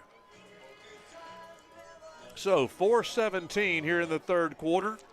Riders punt, and the Bulldogs have it at their own 2-yard line. Bulldogs lead 58-20. Playing a little Neil Sweet Diamond? Caroline, little Neil Diamond, and the crowd's supposed to sing nah. Just not a whole lot of interest in that. Yeah. Some of the Carthage crowd singing it, but 1st and 10 for the Bulldogs from their own 2-yard line, and Surratt saying, the guy goes in motion and says, I'll stay back over there. And then I think Flag. play may have whistled dead, maybe some movement, a little confusion on Carthage side. It's going to cost them 6 inches. Yeah, if you're going to do a delay a game, a good time to do it is when you're on your 1 or 2. Yeah. So the penalty's, about 27 inches? No, it's a great time to get a personal foul. Yeah, that's right. All right. If you're the offense. He took the guy's helmet off and hit him with it. He was ejected, but it was a 1-yard penalty. We are down 58-20. We're down by 5 touchdowns. And if I tell you that the Rough Riders have played well, and actually very well in the first quarter, I'm not lying. The Carthage has just played that much better. First down, and Surratt looking to pass, and he has a receiver at the 30, and who has a step on his defender, and now 2 steps or 3 steps. So from the 2-yard line, a 98-yard pass play touchdown. Oh, so you get the penalty because the 98 yards would not be long enough for a record. Mm-hmm. So you do the delay a game so that it's a 99-yard pass, and somehow or another that ends up in the record book. Because that pattern, I wish we could see it again, was nothing special. It was just a fly pattern, and he hit him immediately. In stride, but it wasn't a long pass. It was just go, and then count to 2 and throw it. Threw it from the end zone. Receiver caught it at about the 20 and then ran for 80 yards and literally outran the Rough Rider defender who tried the whole way to catch him and couldn't. Extra point is good. 65-20 ball game. Bulldogs lead by 45 points. 4:01 in the third, and you're tuned to Rider Football on KDT. Covington Lumber and Building Supplies is in the capable hand of a 3rd generation of Covingtons. For shingles for your roof, to carpet for your floors, to Farrell Calhoun paint for the walls, bathroom fixtures, and everything in between, Covington's has it, as well as all the lumber you can shake a stick at. Lumber for your home or for other fun projects. You find it all at Covington's. Hey, y'all got a dirty truck. Well, then take it to Joe's Car Spa for a spa day. At Joe's, they make 'em shine. And they're standing by to work with the community. They was elected best of Shelby County this year, and it's called Joe's, but it probably ought to be called Reed since Reed Grant owns it. So, Billy Don, when it's time for your car or truck to have a spa day, where do you take it? I don't know where. All right, buddy, welcome back. Shelby Savings Bank kickoff. Carthage up 65-20. Have you noticed we've been able to get our ads in on kickoffs? Carthage isn't in a hurry. I think it's Larry Allen. I think they look up to see Larry Allen, the long-time announcer, and if Larry's ready, they'll kick it. He's not. We've still got commercials. Yeah. 4 minutes to go here in the third quarter, and the Shelby Savings Bank kickoff is a low line drive. Riders going to let it go, and it bounces in the end zone. Riders have a touchback on that. A lot of the kickoffs have been a high arcing kickoff to the 5-yard line. I mean, pretty consistently to the 5-yard line. Yeah. This is a very good team, and Shire's, at least the scouting report was, they're not as good as last year, right? I mean, I don't know about that. That's what I was told, and I'm not sure that I can think agree Coach with Meeks it. told us that. Yeah, maybe so. And they have been as good as they needed to be today, the whole game long.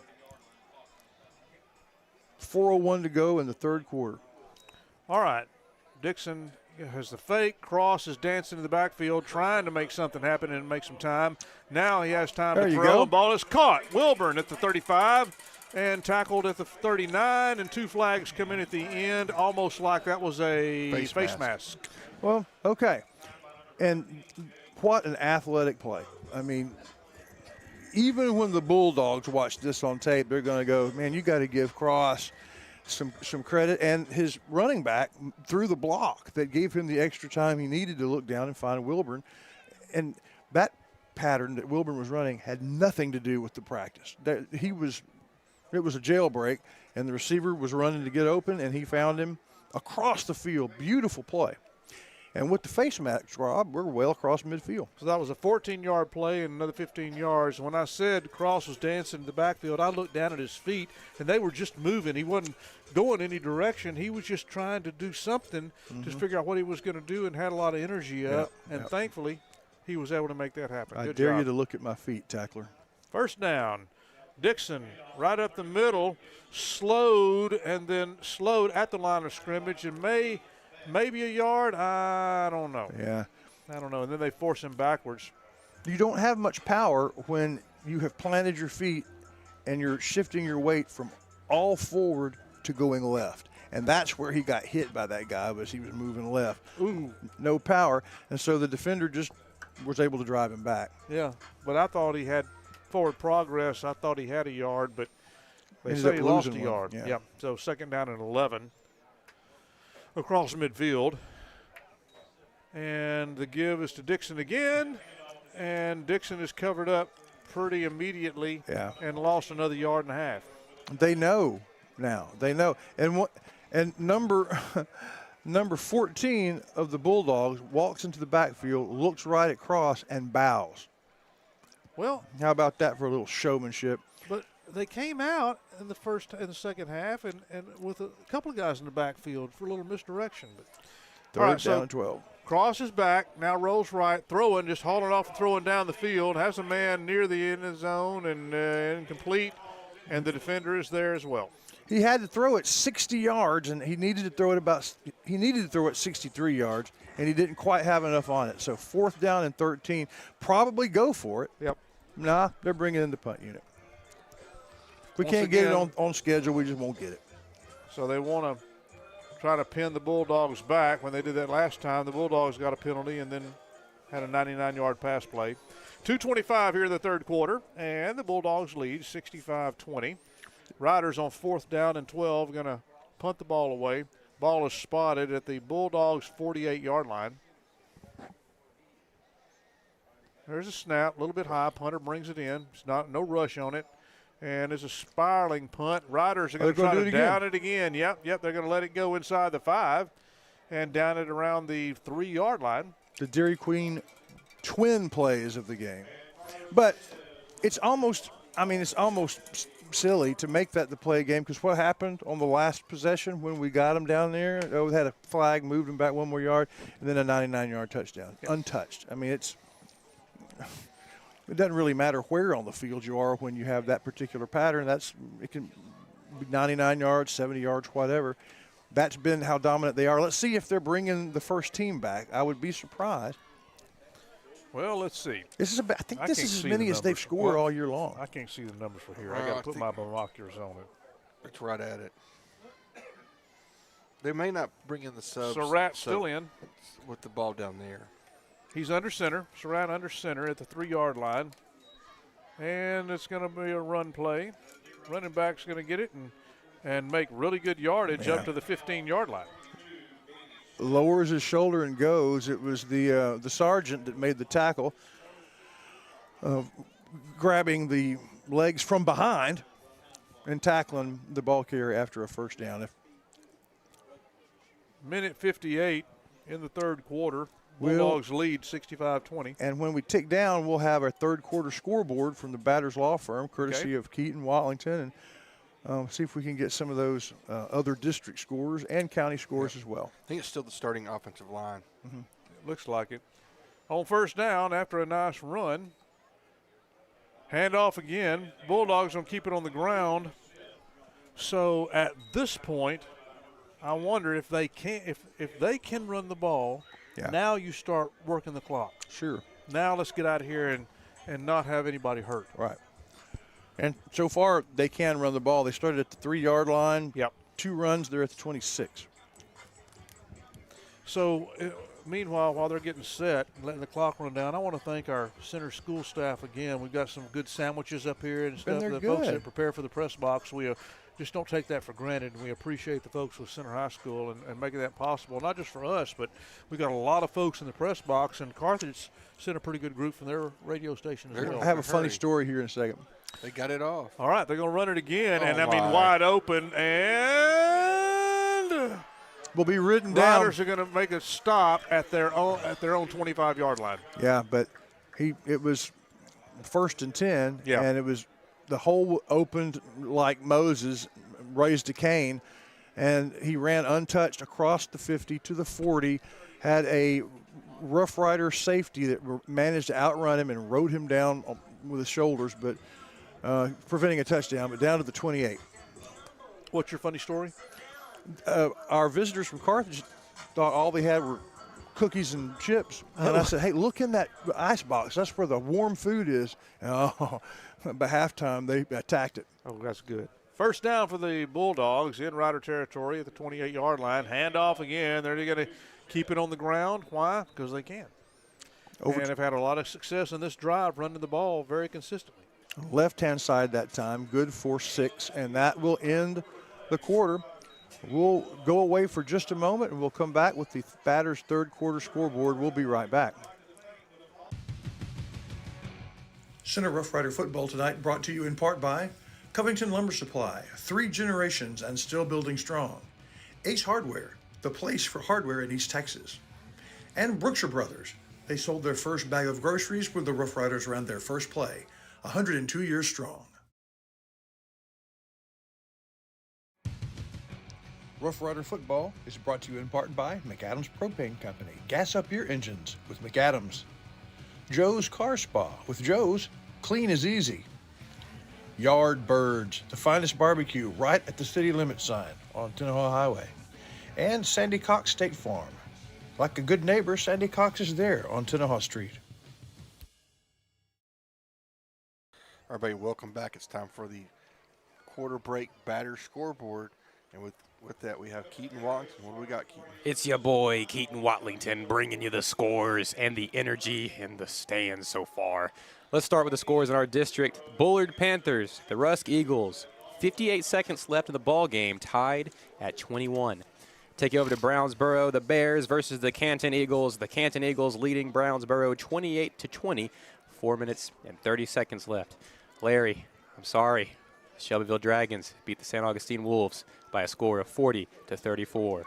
Final score for the Timpson Bears versus the Joaquin Rams, 62-0. Garrison Bulldogs beat Grapeland 55-0. And the Hampshire Finette Longhorns down on the Silsbee Tigers 26-14. Thank you, guys. Well, all right, that's our batter scoreboard. If your case matters, call Jeff Batters. And here we go, Rob Payne. All right, on second down, the Bulldogs are going to keep it on the ground. Oh, no, that pass play and come out to the right-hand side. Touchdown. And it's we were playing 10 yards off the receiver. I think Surratt, the quarterback, saw that. Yeah. Snapped the ball, turned around, threw it to the receiver. No one behind. There's no safety coverage. So if he's able to beat his man one-on-one, he made a fake to the right, went to the left, and it was a touchdown. As we begin the fourth quarter, the Riders were used to the Bulldogs running the ball. They came out and threw it then. So as we begin the fourth quarter, we begin with a score for the Bulldogs. Now the extra point attempt lined up. Kick is in the air. It's through 72-20. Man. Bulldogs lead the Riders. Your Tuner Rider football on KDT. Hey, y'all got a dirty truck. Well, then take it to Joe's Car Spa for a spa day. At Joe's, they make 'em shine. And they're standing by to work with the community. They was elected best of Shelby County this year, and it's called Joe's, but it probably ought to be called Reed since Reed Grant owns it. So, Billy Don, when it's time for your car or truck to have a spa day, where do you... Sandy Cox is a good State Farm agent. Just ask Drake. He knows. State Farm agents in general are pretty cool, but Sandy Cox has the answers to your questions. Like, what's best for me, for my kids, for my business, for my farm? For all of us in Shelby County, those questions can be answered at Sandy Cox State Farm.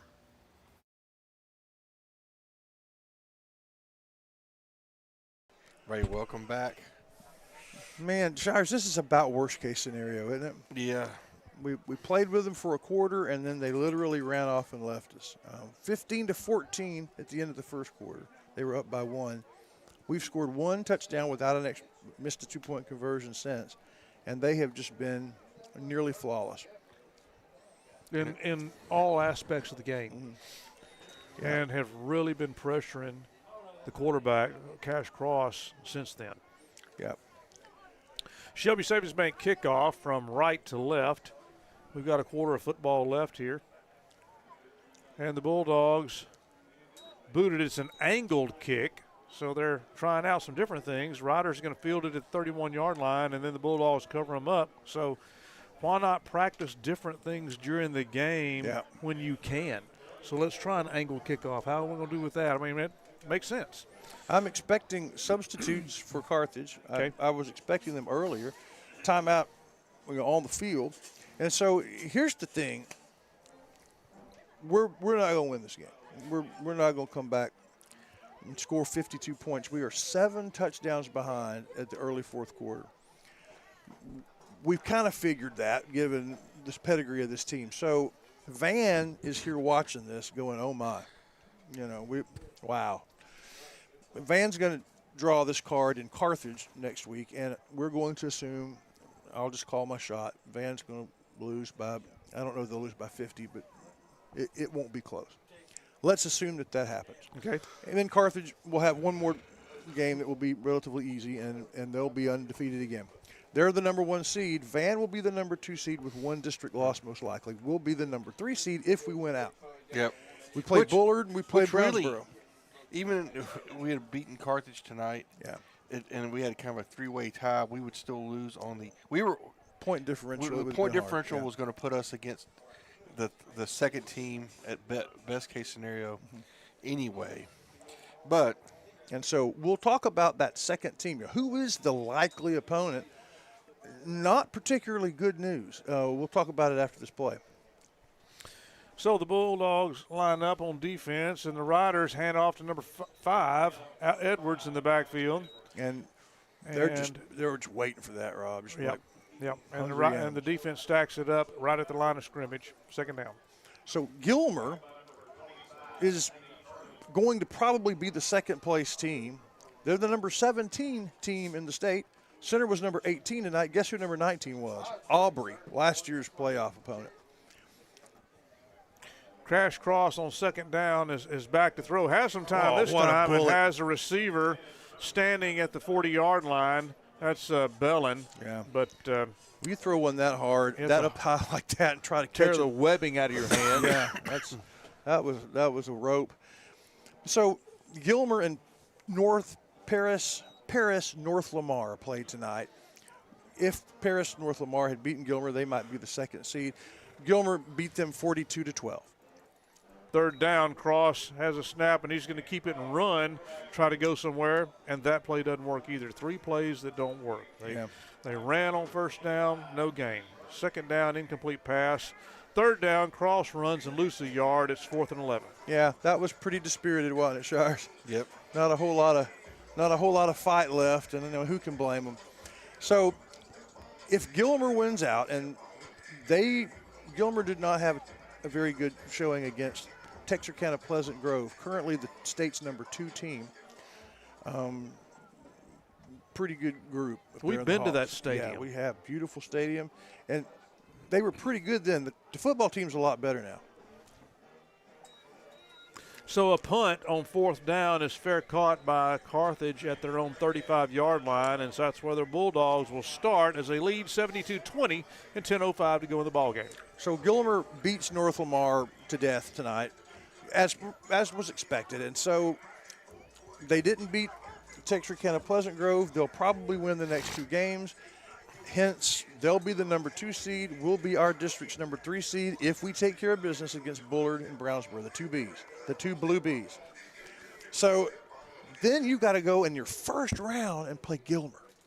Now, it's a Gilmer team that's not quite as good as they were in the past, but, I mean, they're still plenty good enough. So that's a tough draw for this Rough Rider organization.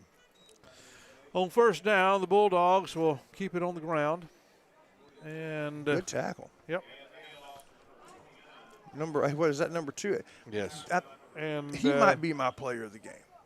I believe we've got a new quarterback, too. Yep. Yeah, well, they're substituting now, and that makes good sense. Timothy Johnson made a 50-yard kickoff return, another one that was about 35, 40 yards. He's made tackle after tackle. He caught some early passes when we were competitive. He's had a good 3 phases of the game performance.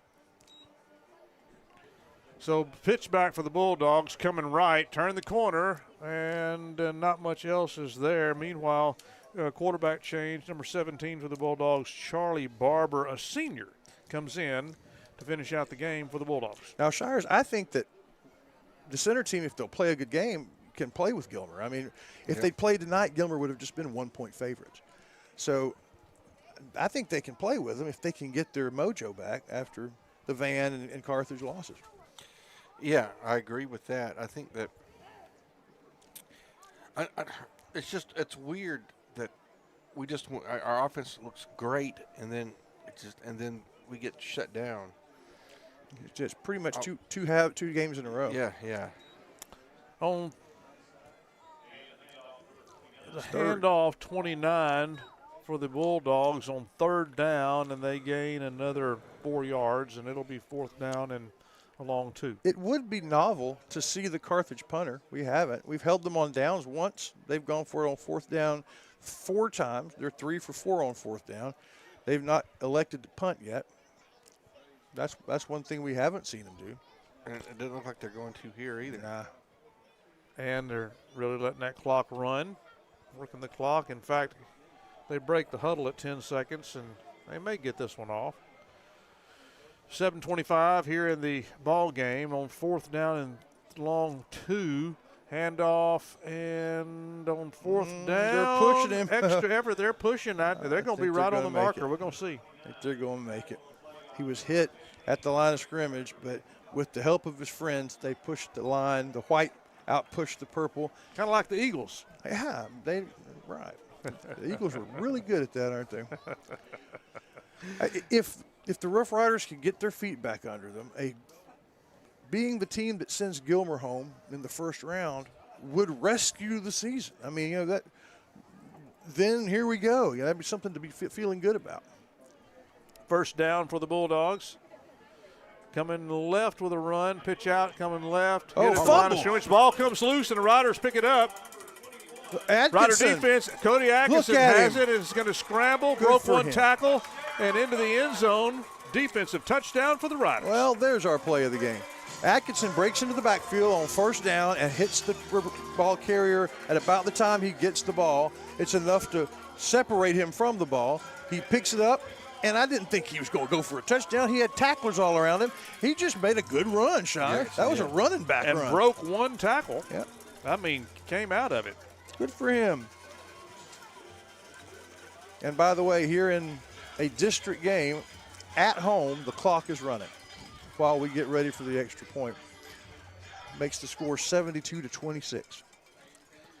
Extra point unit comes in. We got a 72-26 game. Oh, and with that,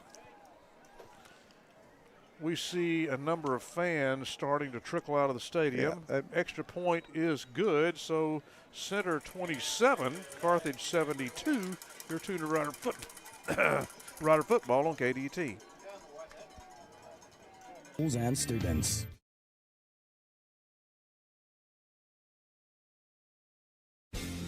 Wright Chrysler Dodge Jeep Rams team is cheering on the Center Rough Riders, and we're proud to support the Center ISD's administration, staff, students, and fans. This is General Manager Jeff Baker of Wright Chrysler Dodge Jeep Ram, and I invite you in to see the new vehicles we have in stock, as well as the area's best selection of pre-owned. We're all taking care of our customers' needs, and you'll have my promise we'll take care of yours. Come see us at Wright Chrysler Dodge Jeep Ram, Highway 96 North in Center, and go Riders. Rough Rider Football is brought to you in part by McAdams Propane Company. Gas up your engines with McAdams. Joe's Car Spa. With Joe's, clean is easy. Yard Birds, the finest barbecue right at the city limit sign on Tenaha Highway. And Sandy Cox State Farm. Like a good neighbor, Sandy Cox is there on Tenaha Street.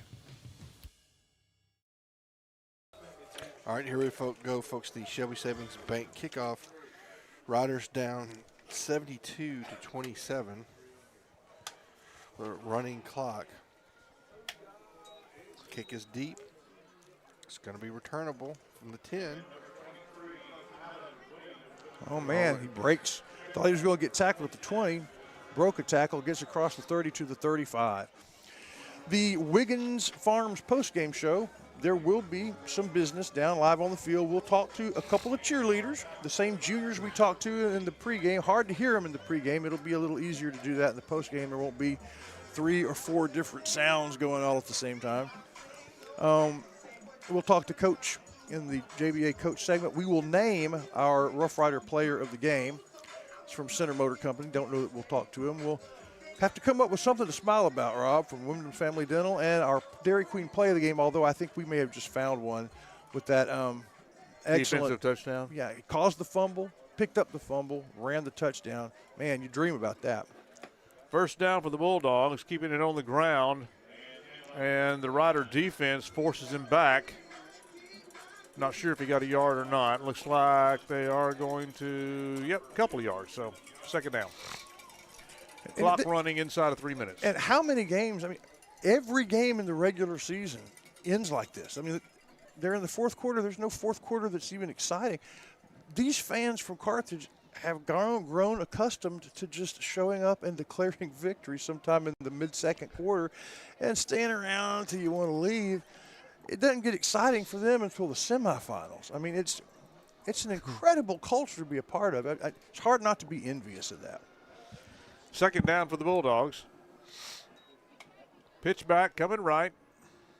And the Rider defense is there to make a nice stop right at the line of scrimmage. Good job by the Rider defense. Nice tackle. That was by number 15, Grant Gregory. His dad standing right in front of me cheering him on. The sergeant. Colonel? No, the colonel. He's the colonel, but okay. Grant is the sergeant. Oh, I see. All right, third down. Minute 53. Bulldogs lead 72-27.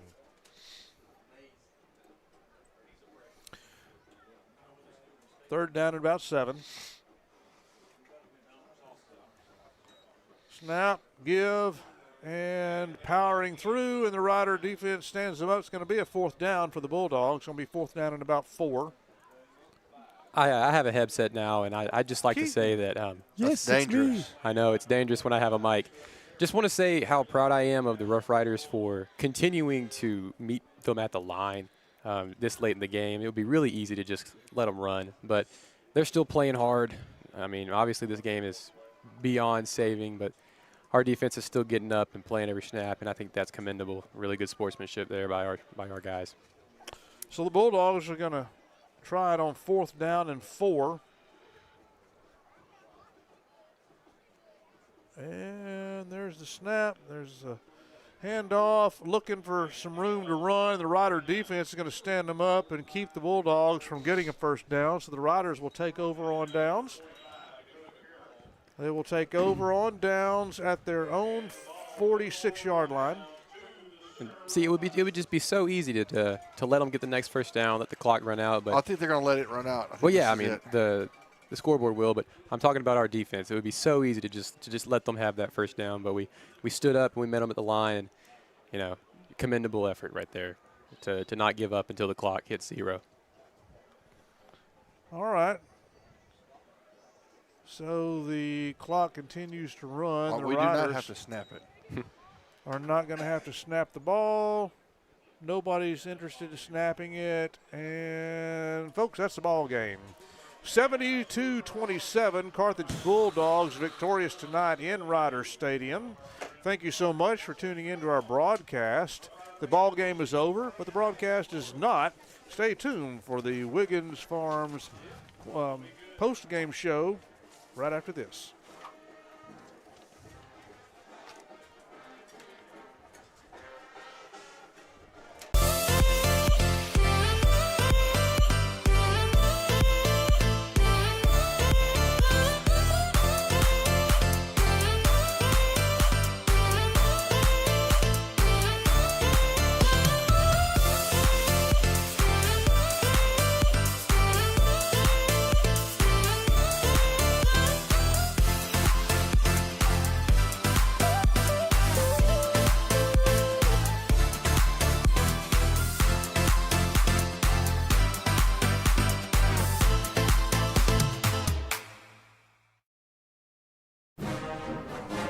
Rough Rider Oil and Lube, they understand two very important things. First, you and your family spend a lot of time in your vehicle, so you need to take good care of that vehicle so it can take care of you. That's the specialty of Rough Rider Oil and Lube, protecting the engine that gets you where you need to go. Second, Rough Rider fans, they deserve the very best, so you're always welcome at Rough Rider Oil and Lube.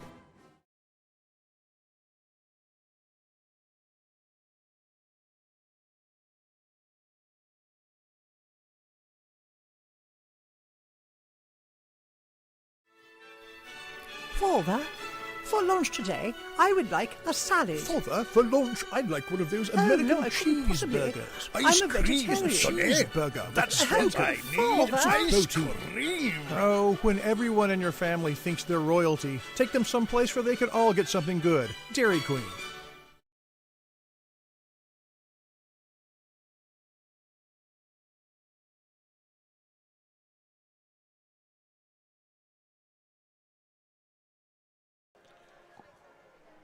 Welcome to the Wiggins Farms post-game show live from Rough Riders Stadium. Final score tonight, the Carthage Bulldogs 72, the Rough Riders 27. And it's time now for something to smile about. Yes, we're supposed to play this smile about intro, but it is currently in violation of the rules, so we don't get to play it. So I'm going to do the intro to Something to Smile About, brought to you by Wyndham Family Dental. Rob, this is a really tough occasion to try to think of something to smile about. Yeah, but I'm going back to what Keaton said. Punter. The Riders didn't give up. Oh. You can smile about heart that your kids have out here, that the Center Rough Rider team, they, okay, ever so often you had a lackluster play, but the Riders stayed in it till the end. If you're looking for something to smile about, pat them on the back.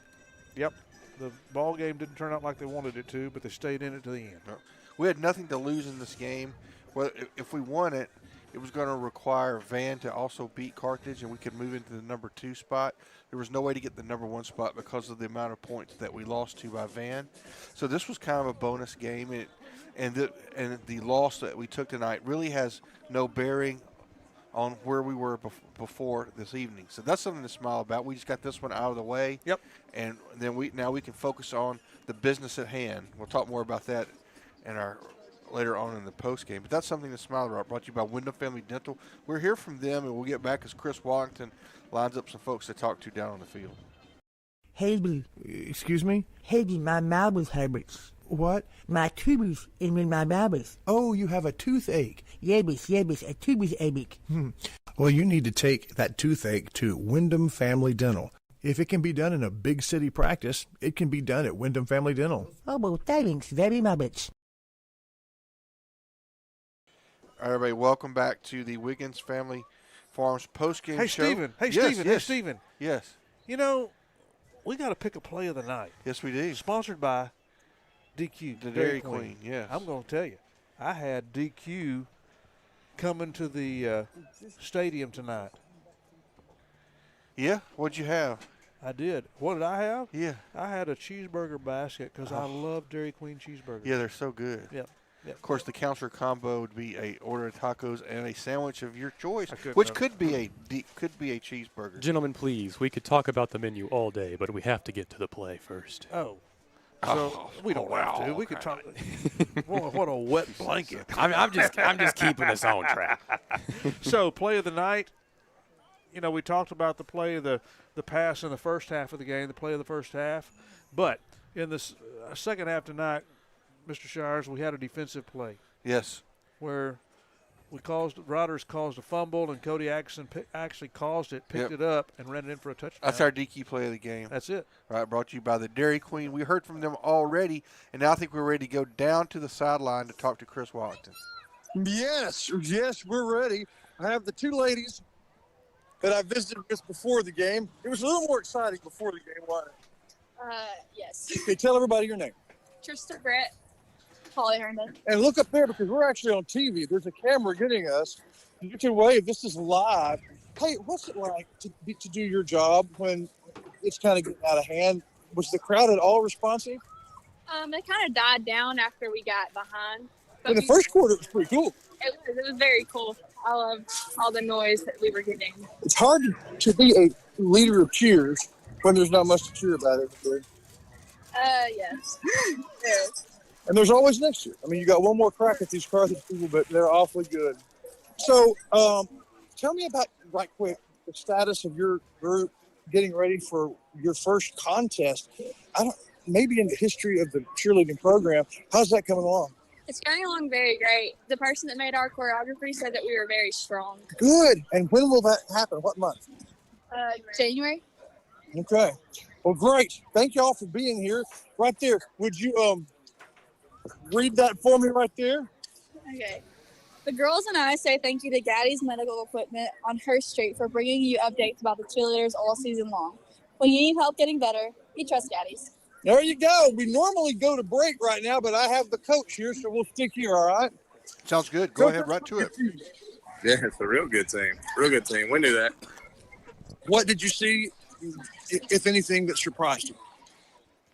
Honestly, we actually did a few things tonight that showed a little growth that we needed in a bad way, especially going into these next two games. But I mean, they're the standard in the state for a reason, and it's our kids wanted to go do something that, like we talked the other night. I mean, it's 73 straight non-playoff, so regular season games they've won in a row. Yeah. So, it's a big challenge that our kids were at a good look for, but they're the number one team in the state for a reason. So we've just got to continue to grow and continue to get better. And once again, I thought we did some really good things tonight. We moved the ball on their defense that nobody really has all year except Kilgore in the first game. And, so we did some good things for our kids to hang their hat on for us to continue to grow and keep getting better. Last question. When you look them in the eyes, is there still fire there? 2 losses in a row. One had been on such a streak. Right. What do you think? Oh, yeah. Yeah, they'll be fine. They'll show up Monday ready to go to work, getting ready for Bullard, and no doubt in my mind on that. Well, thank you, Coach. Thanks for you. coming and visiting with me. Coach Talk on KDET is brought all game long by JBA Financial. John Black knows a thing or two about leadership. He was a Rough Rider coach himself in the 1980s. So he and his staff at JBA Financial, they take pride in providing financial leadership for their clients in Center and in Longview. Before we go, who is our player of the game? Cody Center Atkinson. Motor Company player. Cody Atkinson. I told him he was, so I'm really glad y'all said that, and he seemed pleased. I told him we really enjoyed that last play, and he grinned real big, so good. I'll send it back up to you guys. All right. Well, very good. So, yes. Chris talked to Coach, and he said that's brought to you by JBA Financial. Our player of the game is brought to you by Center Motor Company, and our visit with the cheerleaders is brought to you by Gaddy Medical. We'll hear from those three, along with Wiggins Family Farms, and we'll be back to close up the show right after this. Gaddy's Medical Supply is your one-stop shop for all your medical supply needs. Jack Allen, where's my ankle wrap stuff for my sore ankle? Your ankle wrap or your Kinesio wrap? The old guy wrap. Ah, the ankle wrap. It's in the top bathroom drawer. Okay, thanks. If you are recovering from an illness or an injury, Gaddy's Medical Supply can offer you the support you'll need. Jack Allen? Yeah? Where did I put the raised toilet seat? Check behind the door. Right. From crutches to canes to chairs, Gaddy's Medical is there for you. Behind which door? The hall bathroom, Dad? Okay. Okay, take care of yourself or someone you love with Gaddy's Medical Supply. Center Motor Company. From whatever angle you look at it, you see Ford. Ford trucks, SUVs like the Bronco, and iconic cars like the Mustang. A legacy managed by Kevin Jones and created by Ray Jones. Center Motor Company on Hurst Street in Center.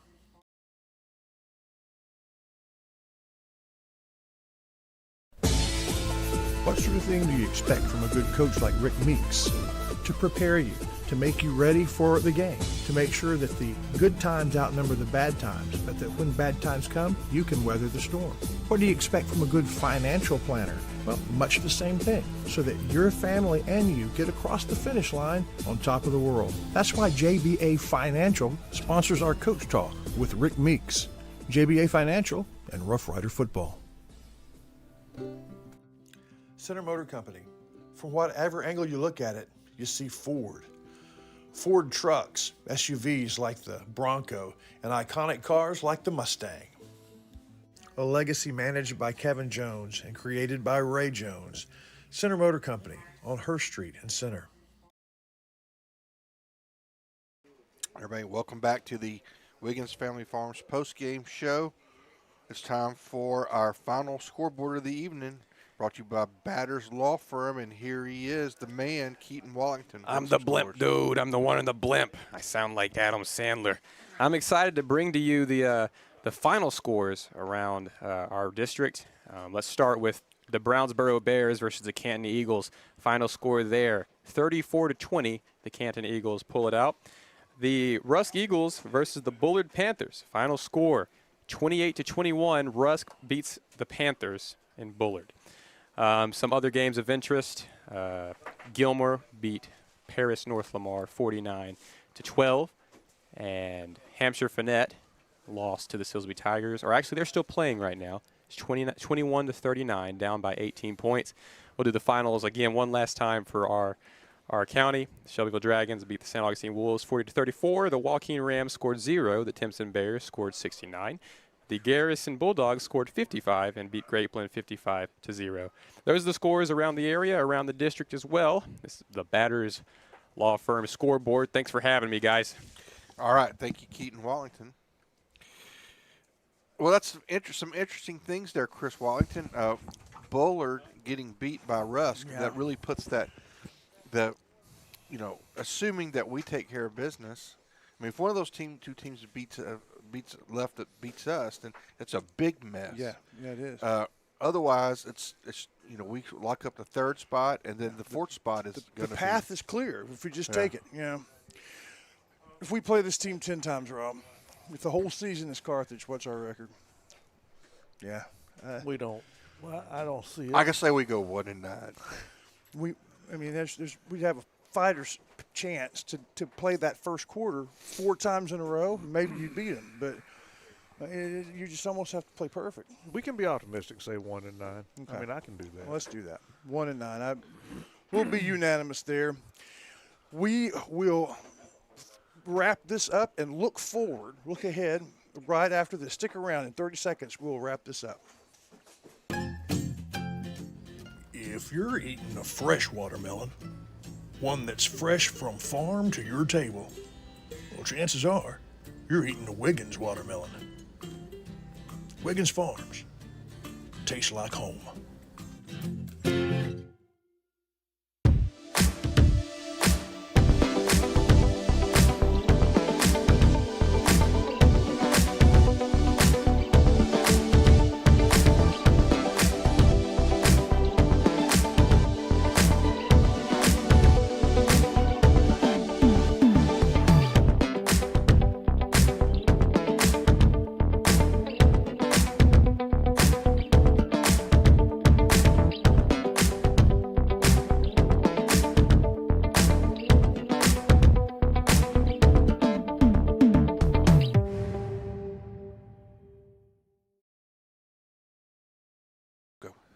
Welcome back to the final segment of our post-game show. Let's look back at the game for just a minute, Counselor.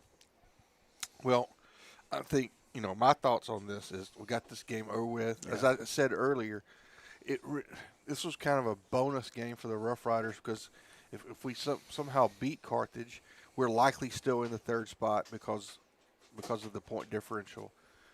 So it really didn't matter from that standpoint. So we're in no worse position right now than where we were when we started the game as far as the season goes. We're probably going to be stuck in, best case playing the number 3 team. The thing about it is what I was hoping to see from our program standpoint these 2 games is to beat Van and be competitive in this game because it showed that we kind of. I think that would have been because what I was trying to say during the coaches show the other night, and I don't think I finished my thought on it because I just got so wrapped up. But we're not, watching the Bulldog thing that you did. You talk about there's a time when the Rough Riders we go 0-10 or 1-9 and just have just a futile season. Well, we don't have those anymore. And again, that kind of stopped it. We haven't had any of those since the Kevin Goodwin administration. We didn't have any of those. The last time was the administration before that. We had one of those kinds of seasons, and now we're. I think what I would consider us to be a really good program. A competent program. We're a top 20 program. Yeah, we're a good program. But now it's time to take that next step, and the next step means that we beat Van and we challenge Carthage. Yes. We either beat them or it's a nail biter, right? And we're still not quite there yet. Not there. But what I was saying is I believe Rick Meeks is the coach to bring us to that next level. And with the community support that we're getting, it seems to be more than what it has been in the past. People are really buying in. The kids, the young men are buying into the program, and I think we'll get there. And I think we got this stinking game out of the way, and now we can just focus on business, go take care of these other teams in our district, which are quality teams. By no means are they teams that we can just roll the footballs out and get the win. We go do that, and then we have yet another chance to measure our program, probably with a matchup against Gilmer, and let's just see what happens. That would be sweet. Go meet Gilmer and be the team that sent them home on the first round, first time in forever. A look ahead, we are at Bullard next week, Mr. Payne, and that was a team that was real hot in the first half of the season. They had climbed up as high as number 20 in the state, and then they went to the bye week and lost and lost and lost. That I don't know if there's injuries or whatever, but something is amiss in Bullard, and that's who we're drawing next week. All right. Well, that does it for the Wiggins Farms postgame show.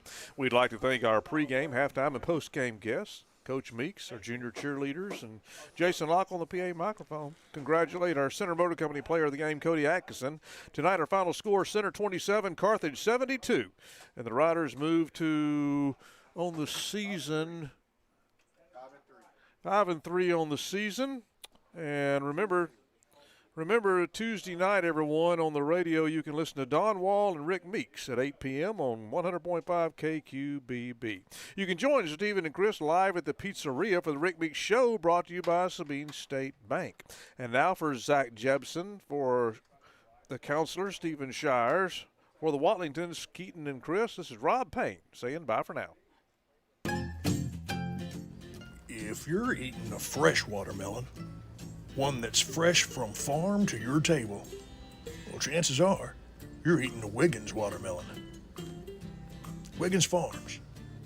Tastes like home.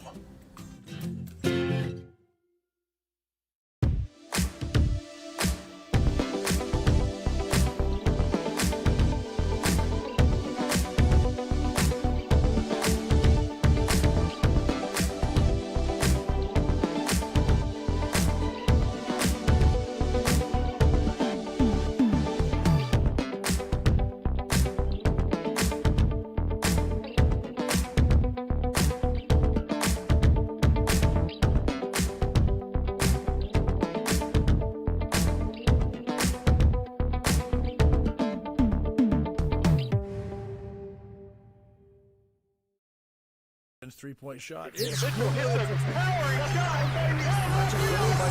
Red Bulls takes it to the house. This has been a presentation of the Rough Rider broadcast team, brought to you by Watlington and Shires Productions.